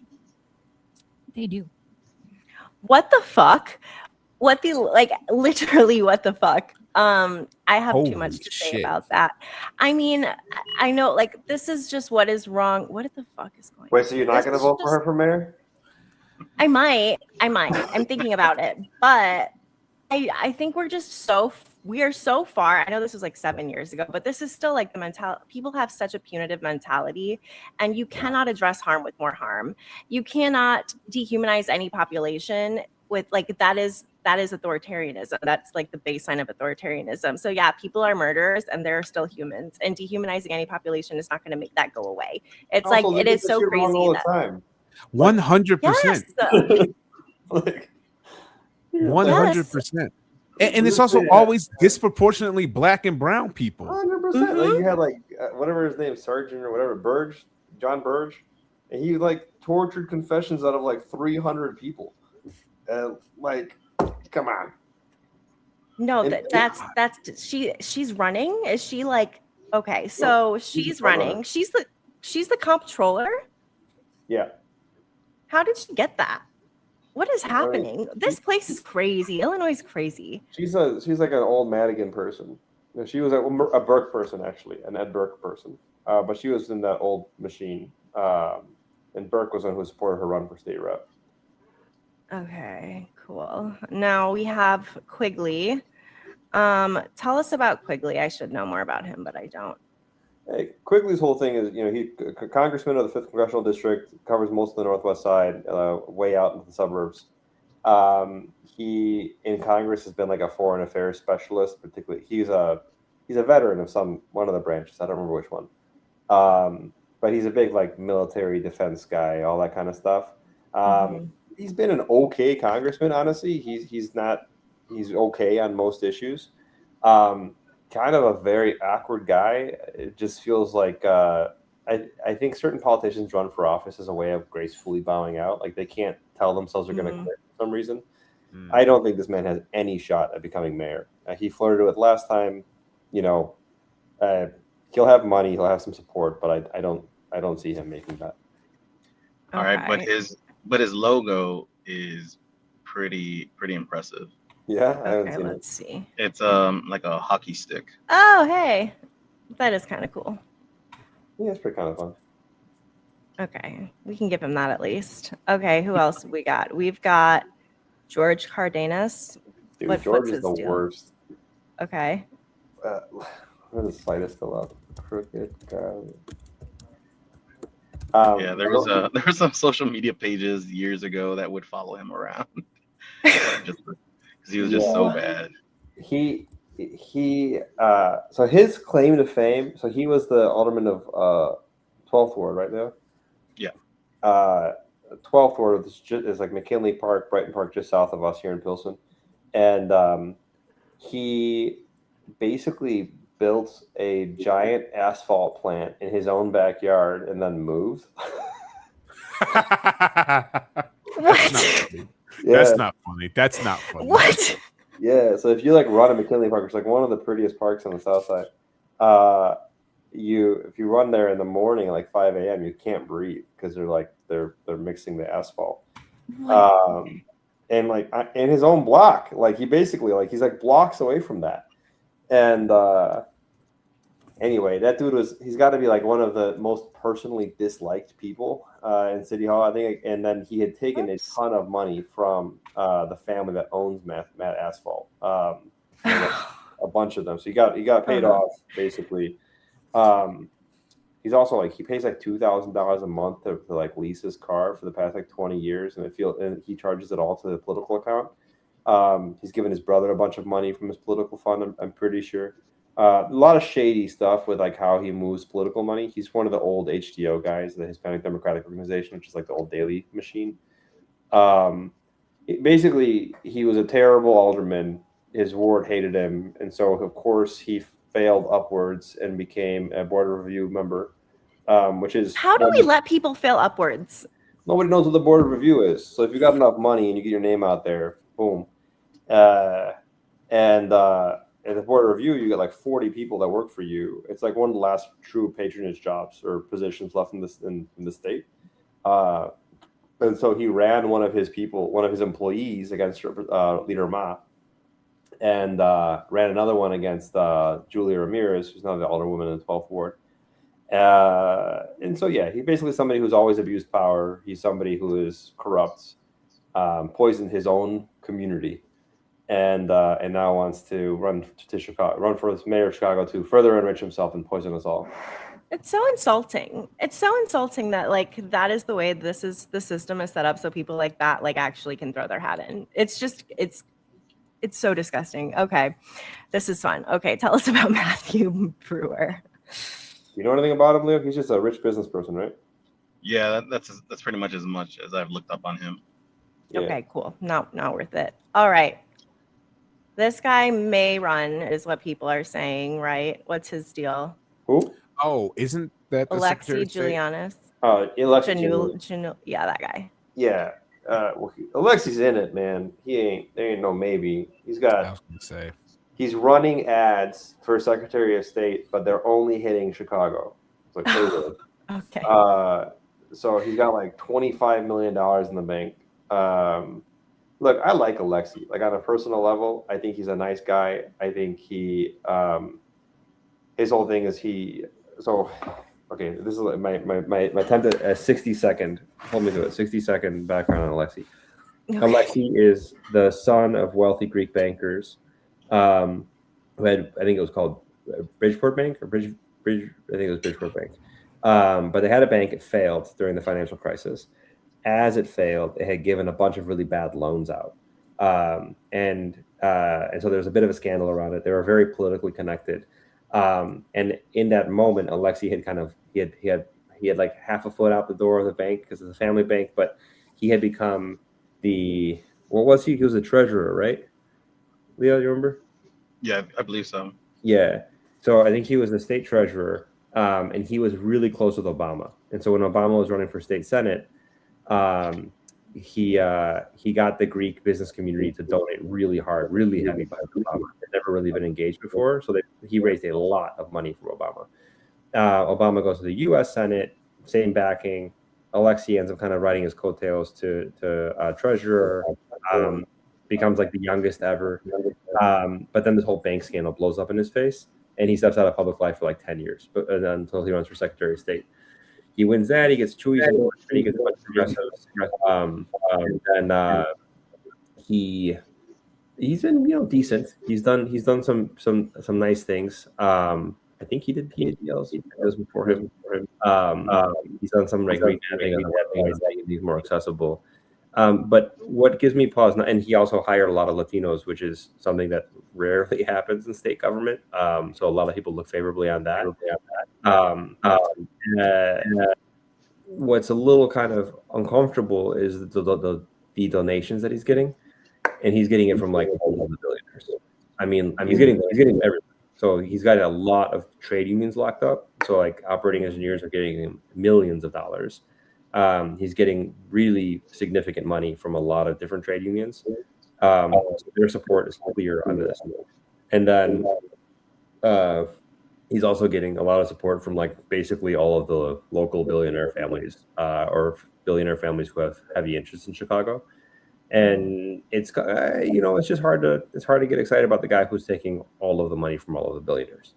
So yeah, that probably was not like 100. Good job. It's all right.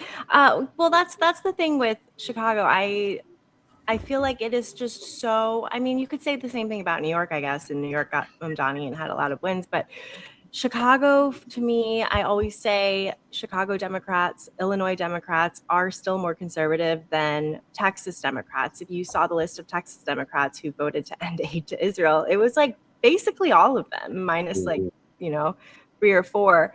Yeah, we only have one real party in the state, and so it has all of it. Yeah. Wait, look up on Google Images, Alexi Giannoulias tummy time. Oh God. Okay. Hold on. Maybe let me look it up first to make sure it's not like. Okay. Yeah. Look it up and send me the link. Oh wait, I see it. Hold on.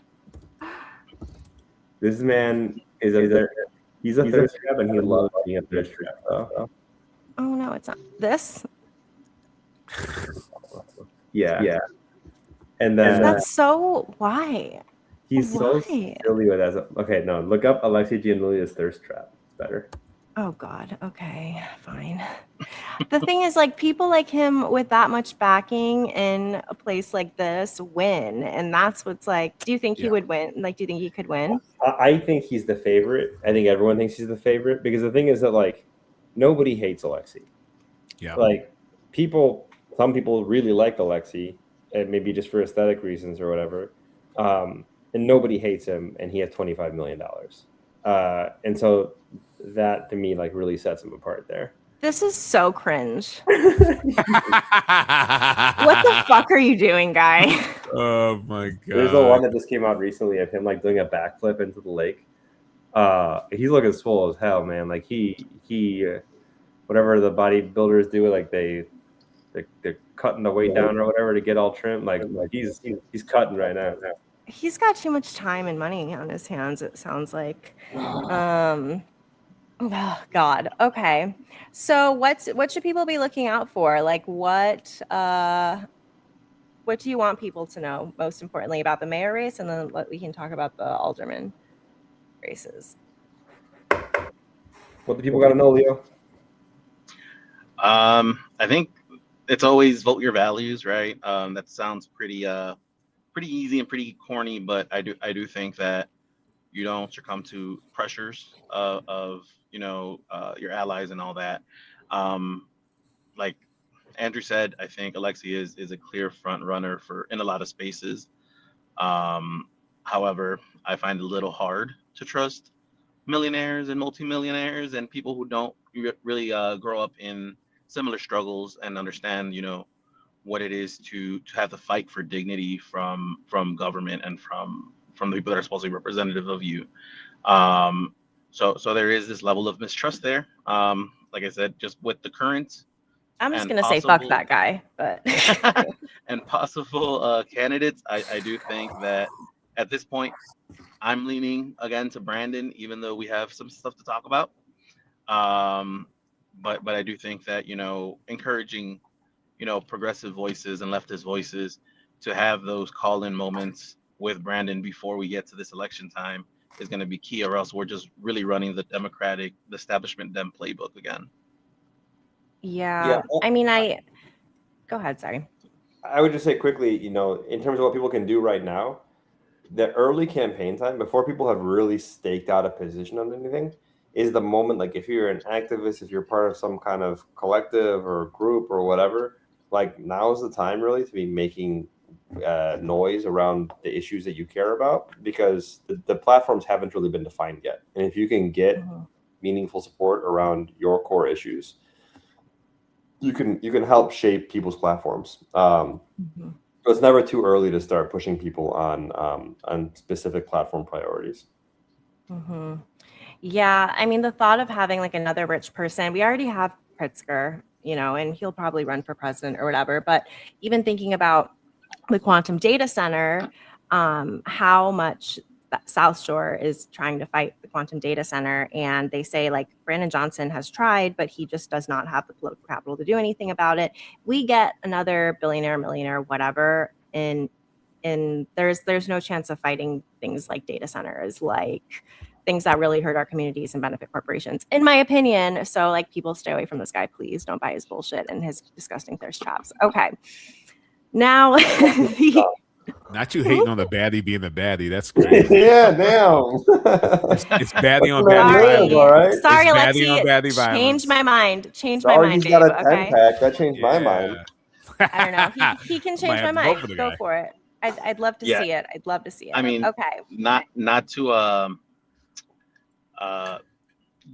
get into too much politics. He does have some nice calves, and he wears shorts a lot. He does wear shorts. He got the hoochie daddies on. So, but I do have to jump off before I head out. If people want to follow me at Leo for Community on Instagram, and we're going to be launching a very amazing campaign that will set up this next conversation. So thank you all for having me. Really appreciate it. Thanks for coming by. We'll have you on soon when Steve is back. Thank you. All right. Okay, where are you guys at? Do you want to keep going? Are you wanting to wrap it up? We can talk about some of the Aldermanic races. Okay, tell us where to start, because this is where I have absolutely no idea. So I think. Well, actually, sorry, I do want to bring up that the DSA is trying to recruit for 5 Aldermanic races, and I do not know how I feel about Chicago's DSA. But what do you think that is even like a strategy worth keeping an eye on, or what do you think it is really going to take to build left progressive power in Aldermanic races, and then whatever other thoughts you have? Andrew, before you jump onto this, Megan, I do have to jump. It was Okay, great being Blue. on stream with you. Always great to see you.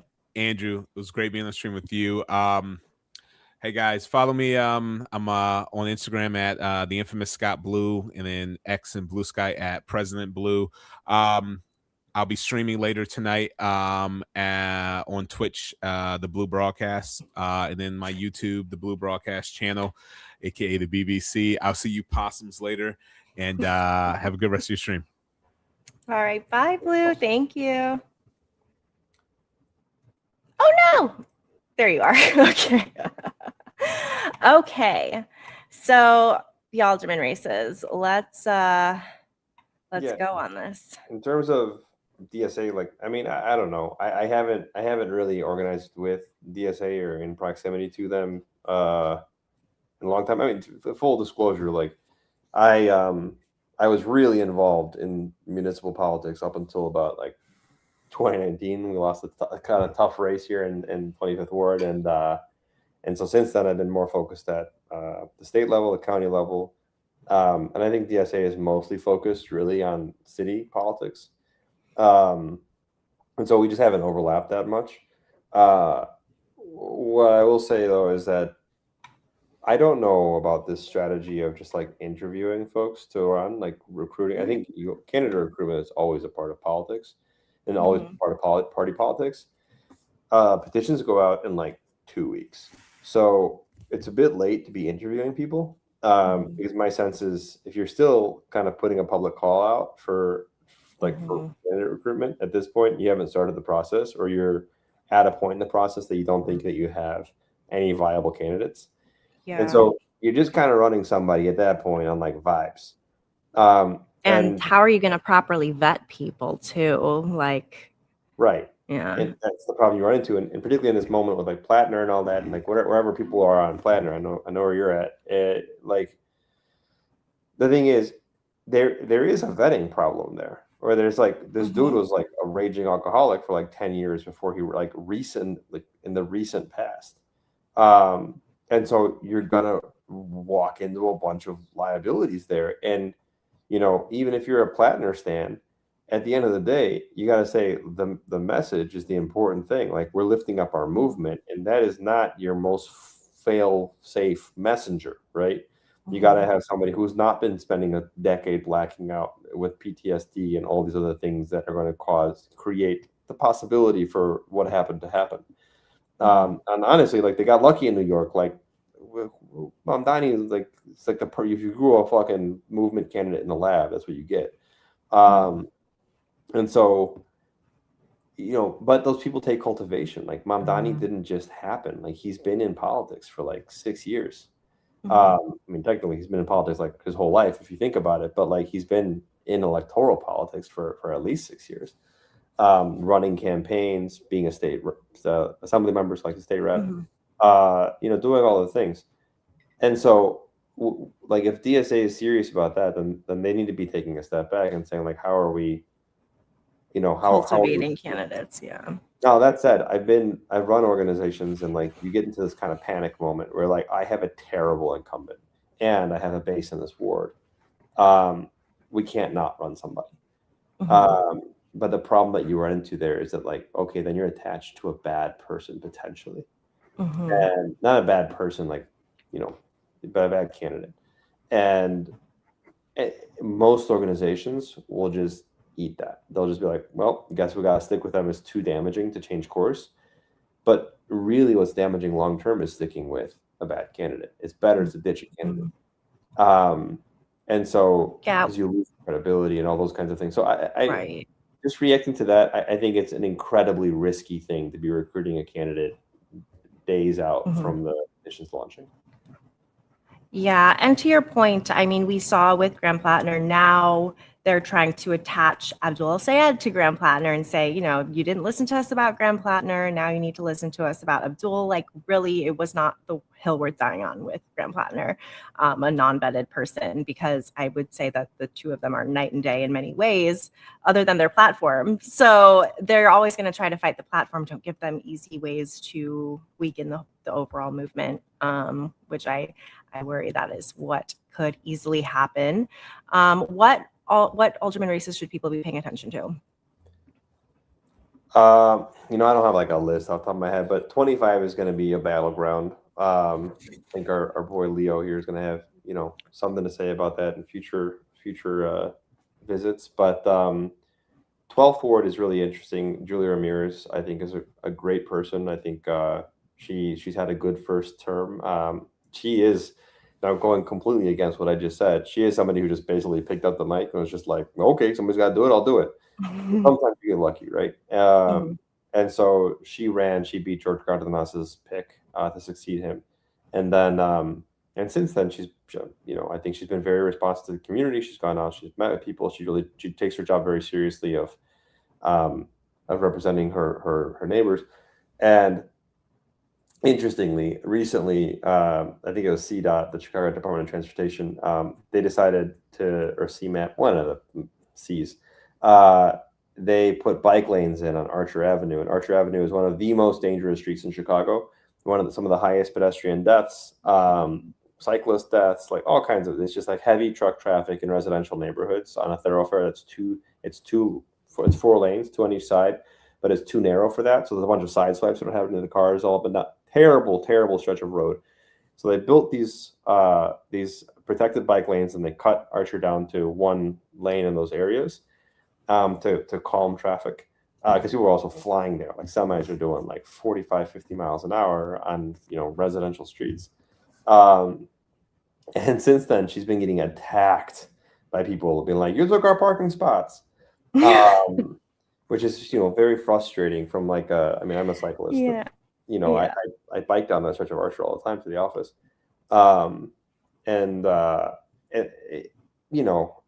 but at the same time, the Bike Grid Now folks in Chicago are very organized. So they've been counter-protesting, but it's been this kind of this thing that popped off, and I think is going to be one of the major issues of the campaign, which is kind of a silly. It's just like it's kind of crazy for that to be the central issue in a campaign in this day and age or whatever, this moment in time. But that's, I think, what makes it particularly important, because if anybody anywhere in the city wants a bike lane ever again, Julia Ramirez has to win. So that's a really important one. I don't know what's happening in like 22 or 12 or any of those. I expect the North Side wards are going to be a mess. So like so basically the Brandon thing, everyone's going to be reading the polls, and they're going to say there's a backlash against Brandon, and so now is the one to run against any progressive. It's not a change cycle, it's like a change era. So like there's just a lot of people who are running against everybody right now. And so I think you're going to see certainly every socialist is going to get a challenge. I think it's going to be interesting, like in 25, like if Byron runs, which people expect him to, he'll probably get challenges across the board, like from the left to the right, which is unusual. I think most of the socialist aldermen, like Anthony Casada, people like that, they're going to get challenges that are pretty much exclusively coming from the right. And then La Spada up in the first ward is going to have a pretty serious challenge. I like him. He's another big bike advocate. So hopefully he stays. So that's your number one issue, is the bikes. Yeah, it's not my number one issue, but it is one of those things where it's like Leo was talking about, like public bathrooms. The thing is that if you actually had a bike grid in Chicago and you could do point-to-point biking in protected bike lanes all across the city, it would change the city completely. It would change how it feels. It would make it a more pedestrian city. It would encourage more businesses to pop up. It would encourage the city to bring back corner stores, which have been basically zoned out of existence. It would, like, all kinds of things would become possible because you'd slow down the rate of moving through spaces in the city. And the thing is, the way Chicago works is Chicago is a city of neighborhoods. And so it's really unnatural for like the fabric of our communities to have to like be constantly driving quickly through places. And it makes much more sense to kind of be able to be in places a little bit more intentionally and slower. And to do that, look, the radical thing that I believe is you should get rid of Lakeshore Drive. It's the worst thing that ever happened to Chicago. I grew up thinking Lakeshore Drive was like the most beautiful highway in the world, which it's probably not true too, but I'm from Chicago, so I believe that. And But now I'm just like, what an unmitigated disaster. We put an 8-lane highway on our beaches. Like, who fucking does that? That's crazy. We cut ourselves off from, we have a 40-mile lakefront in Chicago. And we cut ourselves off from it. It's ludicrous. So, you know, if we could do that, just imagine what a city we could have. So it's not my number one issue, but it is an issue. But it's a big, I mean, if you think climate right now, look at like everything that we're dealing with, we need to get people out of cars. We need people to be able to like move, you know, place to place. Without, we need to be less car dependent in general for our own well-being, for community, for being able to get to people easier. Amsterdam is great. Amsterdam is very bike dependent. And it does make sense. It's a big issue with bikes. Like Paris was never a bike friendly city. And now over the course of one mayoral administration, they did a bike grid now infrastructure program, and the city completely changed. And it's actually much more pedestrian friendly, and people are actually even more out in the public than they used to be. So, and I think the thing is, like, again, like if you're looking at politicians and you're trying to figure out, like, is this person somebody that I would want to support? The question you should be asking yourself really to understand that is, like, do they support policies that are likely to make it easier for people to come together, right? That's what community, everyone's like, oh, I'm for community, but like, no, like, who is making it easier for people to come together and just be together in leisure and just being able to exist with each other without consuming anything or buying anything or whatever? And if you're doing that, I think the odds are that you're probably supporting a lot of other good policies, like universal health care, like, you know, access to healthcare, access to legal aid, access to all these other things. Because we are at a moment in time where you're either like pro-human or you're pro-corporations. Yeah. I mean, even thinking, one thing Mamdani announced last week was having parents' night out where there's free daycare all across the city so parents can get out. That is like what we fucking need. Like, yes. And these so are the things that simple. are just like speaking to people, and like that can't be that impossible to figure out. It'd be very complicated, but like, you know, he's figuring it out though, and like that gives people a little extra money in their pockets because they have this like daycare job for that night, and parents can go out, and that's good for businesses who need parents without kids screaming, and parents who want to your kids, when you go, are you able to go out to eat with your kids? Because my kids are fucking insane when I try to go. I can't only eat out with them at like an outdoor restaurant. Yeah. Like, Mine are very crazy. Then that's fine. But if I have to keep my children sitting in a chair for an hour, no. Yeah, no. So this is what I miss about Texas. All of the like breweries, the beer gardens were for kids, and they would have like playgrounds in the beer gardens. Here they'd be like, why the fuck is a child at this brewery, or you know? But people, things like give you that. a hard time. Like if you have your kid, I'm like, shut up, dude. It's a fucking brewery. Like it should be a community space. Like people who like want community but don't want children in it, there's something wrong with them. Like that's no, that children are the most vulnerable. Like you cannot claim to care about the most vulnerable if you don't care about children. You don't have to want to have them, but like you need to start to adjust your life to realize kids have to grow up to be adults. They need to learn how to exist in public spaces, and they're not going to do that hiding in their home or on a tablet, which I refuse to give my kids a tablet at a restaurant, you know? Right. And that's we also do it as a commitment, because it is a lot easier to just give them a phone or a tablet. But you know, the thing is, I think people need to really internalize that you're not actually in community if there are no kids around. Like kids almost define community. And so, and I think we've gotten to this place where like, we think of community like our Twitter spaces and stuff like that. We're like self-selecting for like a really narrow band of people. But really community is intergenerational. And like, there should be people who are, you know, there should be kids, and there should be elders, and there should be everyone in between. And then everyone can really support each other, because everyone's kind of there for a different thing. Like the abuelitos are there because they're just trying to hang out. They're not trying to fucking like do a thing. And like the teenagers are trying to play ball or something, you know? And like, then there's like 5-year-olds, and the 5-year-olds and the abuelitos kind of match up because they're both like not doing that much, you know, and they can kind of look out for each other or whatever. The abuelitos can look out for the little kids, and the little kids can, you know, be joyful in their safe, confined space. So anyway, that's the kind of politics that, you know, it's kind of a cheat code. It's like, are you making it easier for people to just be? And if you're not, if you're giving us any reasons as to why it's impossible to do that, and I think the tough thing is a lot of the time you get two candidates who like everyone's just talking past each other and they're like talking to their donors, because that's the thing is like you want to run for alderman, you got to raise 100K, right, at least. And then most normal people have no fucking idea where they're going to get $100,000 from. And so the first and last thing they think about is, where the fuck am I getting my money? And so all they start thinking about is fundraising. And so because that's what they're thinking about, that's who they're talking to. And, you know, all respect to our friends and brothers and sisters in the trade unions and in any other union, but like unions are the places that fund working people's campaigns. And so, but union interests are not everyone's interests. You know, they want their contracts and they want their things that they naturally, that's what they're for. They're there to support their members. And so that has to be part of the conversation. But the threat is when even, and I'm saying I'm holding out unions as like the good funders, right? There's of course like dark money and corporations and whatever else. But even with the good funders, if that's all you're talking about, the conversation gets stilted. And then there's not really anybody who's offering the public anything they could really vote for that reflects their own individual set of interests.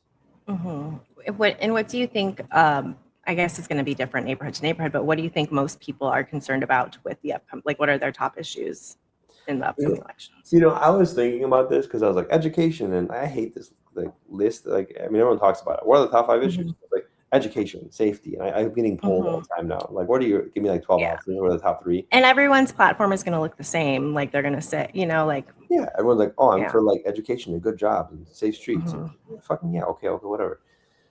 I think really the thing is, people want a government that works for them, right? Like when you're talking about the government, it's not just like I want safe streets and I want my kid to go to school or whatever. They want the government to do what it says it's going to do. And I think, you know, Mamdani just rolled out that, I hate that I talk about him so much, but he's like my only fucking positive example. So love him. He's great.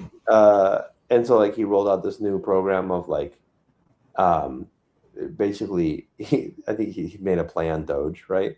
And it actually wasn't that one. It was the next one that he rolled out was about basically making their services easier to use online.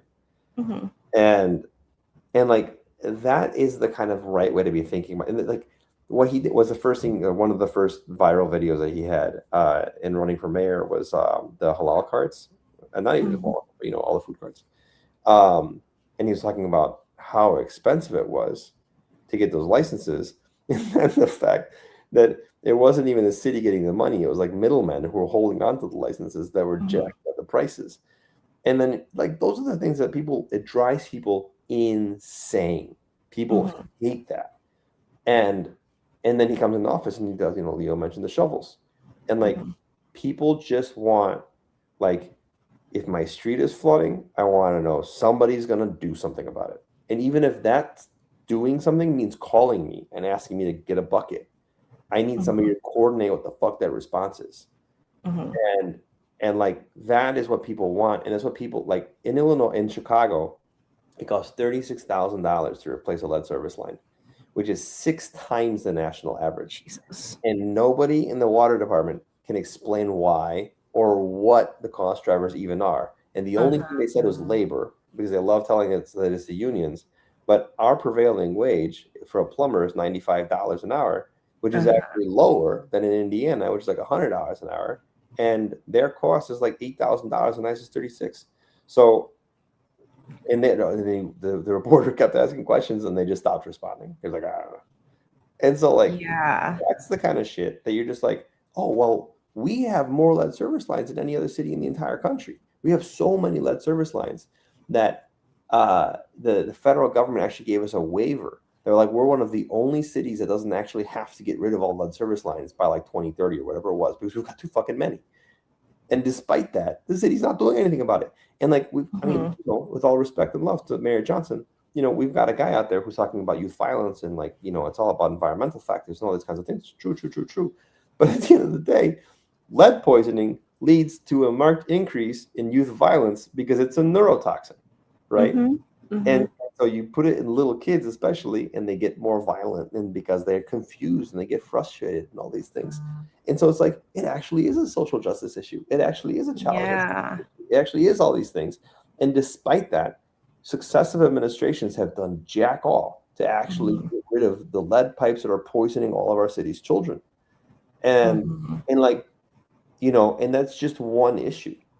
And so you look at all of that, and you know, like we're looking at like CPS is a $10 billion budget, and like they don't have enough money, and it's like, but where does the money go? Like, why does it all cost so much? And this isn't this administration, but when I was on a local school council back like 10 years ago, they didn't have paper or pencils in the rooms, right? They did not have enough money for papers or pencils, but every single classroom had a $5,000 smartboard. Like, it's an elementary school. Nobody needed the smartboard. And then, we were fine back in the chalkboard days and in the whiteboard days. What the fuck are you talking about? And they didn't train the teachers on how to use the smartboard, so nobody was using it. So everyone had a $5,000 smartboard that nobody was using, but nobody had paper or pencils for the elementary school kids. And so the teachers had to buy it out of their pockets. And like, that is not a city that works. And what people want is a city that works.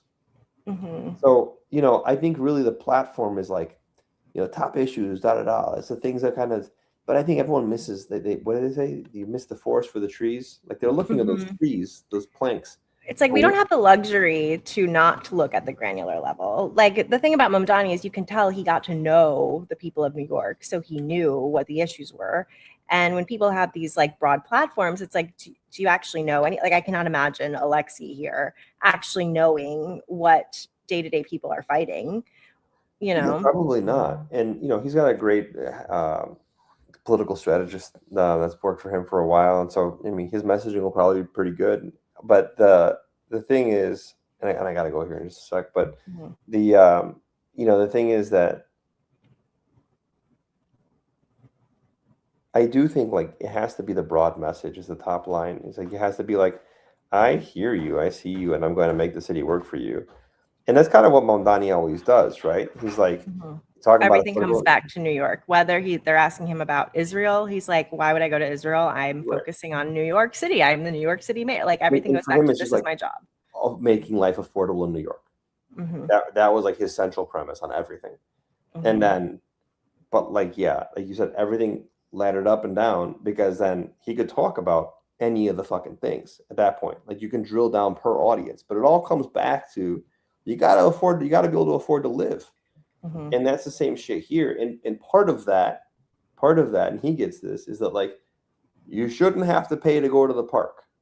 You know, you should have a place where your kids can have fun with other kids in the wintertime without paying for it. Because you already fucking pay for it. We pay our fucking taxes. Right. And so there should be somewhere. Where do they go? Like these fucking teen takeovers and bullshit. I'm just like, man, what the fuck? Was nobody ever a teenager? Like, right. Shit? And I'm like, we fucking got rid of the neighborhood schools.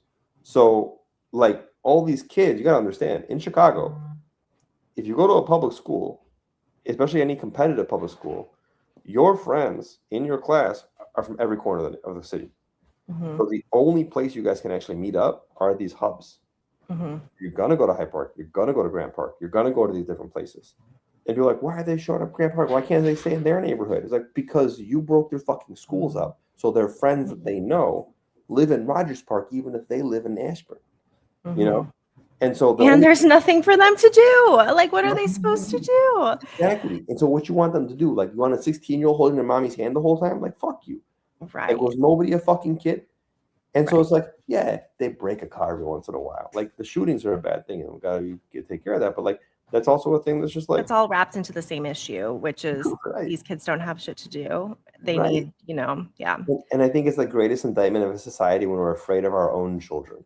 And I think that's the biggest thing is like this is where it gets racialized, and this is where it's like the classism and racism comes in because they're just like, oh, they're not our children.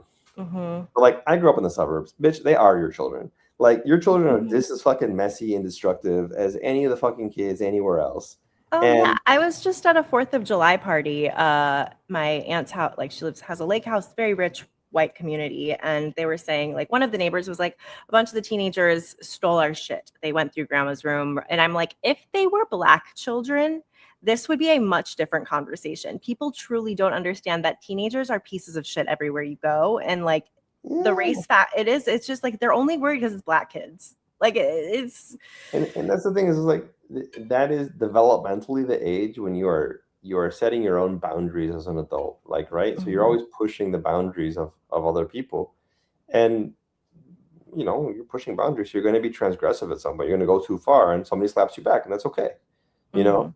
But like we make them out, and this is where the fucking Susana Mendoza stuff comes in. It's just like you're going to take something and like, you know, if you shoot the wrong person, if the wrong person shoots, I mean, it's just like the 1919 race riots. It's like, you know, a Black kid supposedly does like anything. I mean, I think what happened there was like he literally walked over. He was in Michigan, Lake Michigan. He like accidentally went over. Yeah. So that's not even a good example because that's even more insane. But you know, whatever. Like if you're you know a Black kid and you kill a Black kid, nobody gives a shit. But if you're a Black kid and from the South Side and you kill a rich white person in the Loop, the whole city's gonna go on fucking lockdown. And the same goes for Latinos here and you know in the Southwest side, and it's an in-group out-group thing. And it just becomes a thing that like all kids are all our kids, and we all have to believe that and know that. And it's all our problem. But that's where borders are like a successful political tool, because they let us think that there are separate issues for separate people and it's their issue and not ours, rather than realizing any inequity anywhere is going to come back to all of us. Yeah. And it's like they tried to make people invisible and they're upset that they're still there. And you know, that's a thing where people got to see themselves in the mirror a little bit. But like, you bitch, you're doing that to you too. Like, you know, we all got to be together in this because these AI overlords are coming and they're going to try to squash us all. I mean, they're here. They're here and they're trying to squash us flat. And we got to stand together or we are all totally fucked. Yes. Well, on that note, thanks for coming by the stream. Appreciate you. It was fun. Come back soon. I did not talk to the chat at all. I'm so sorry, chat. I was not very chatty with you today. But thank you for coming by. The ones who were nice. A lot of you were saying racist shit. I booted some of you. But, oh, Chicago Bish, I don't know if you're still in here. Always happy to see you. All right. Thank you. Good to see you. We will talk soon. Bye, y'all. Bye.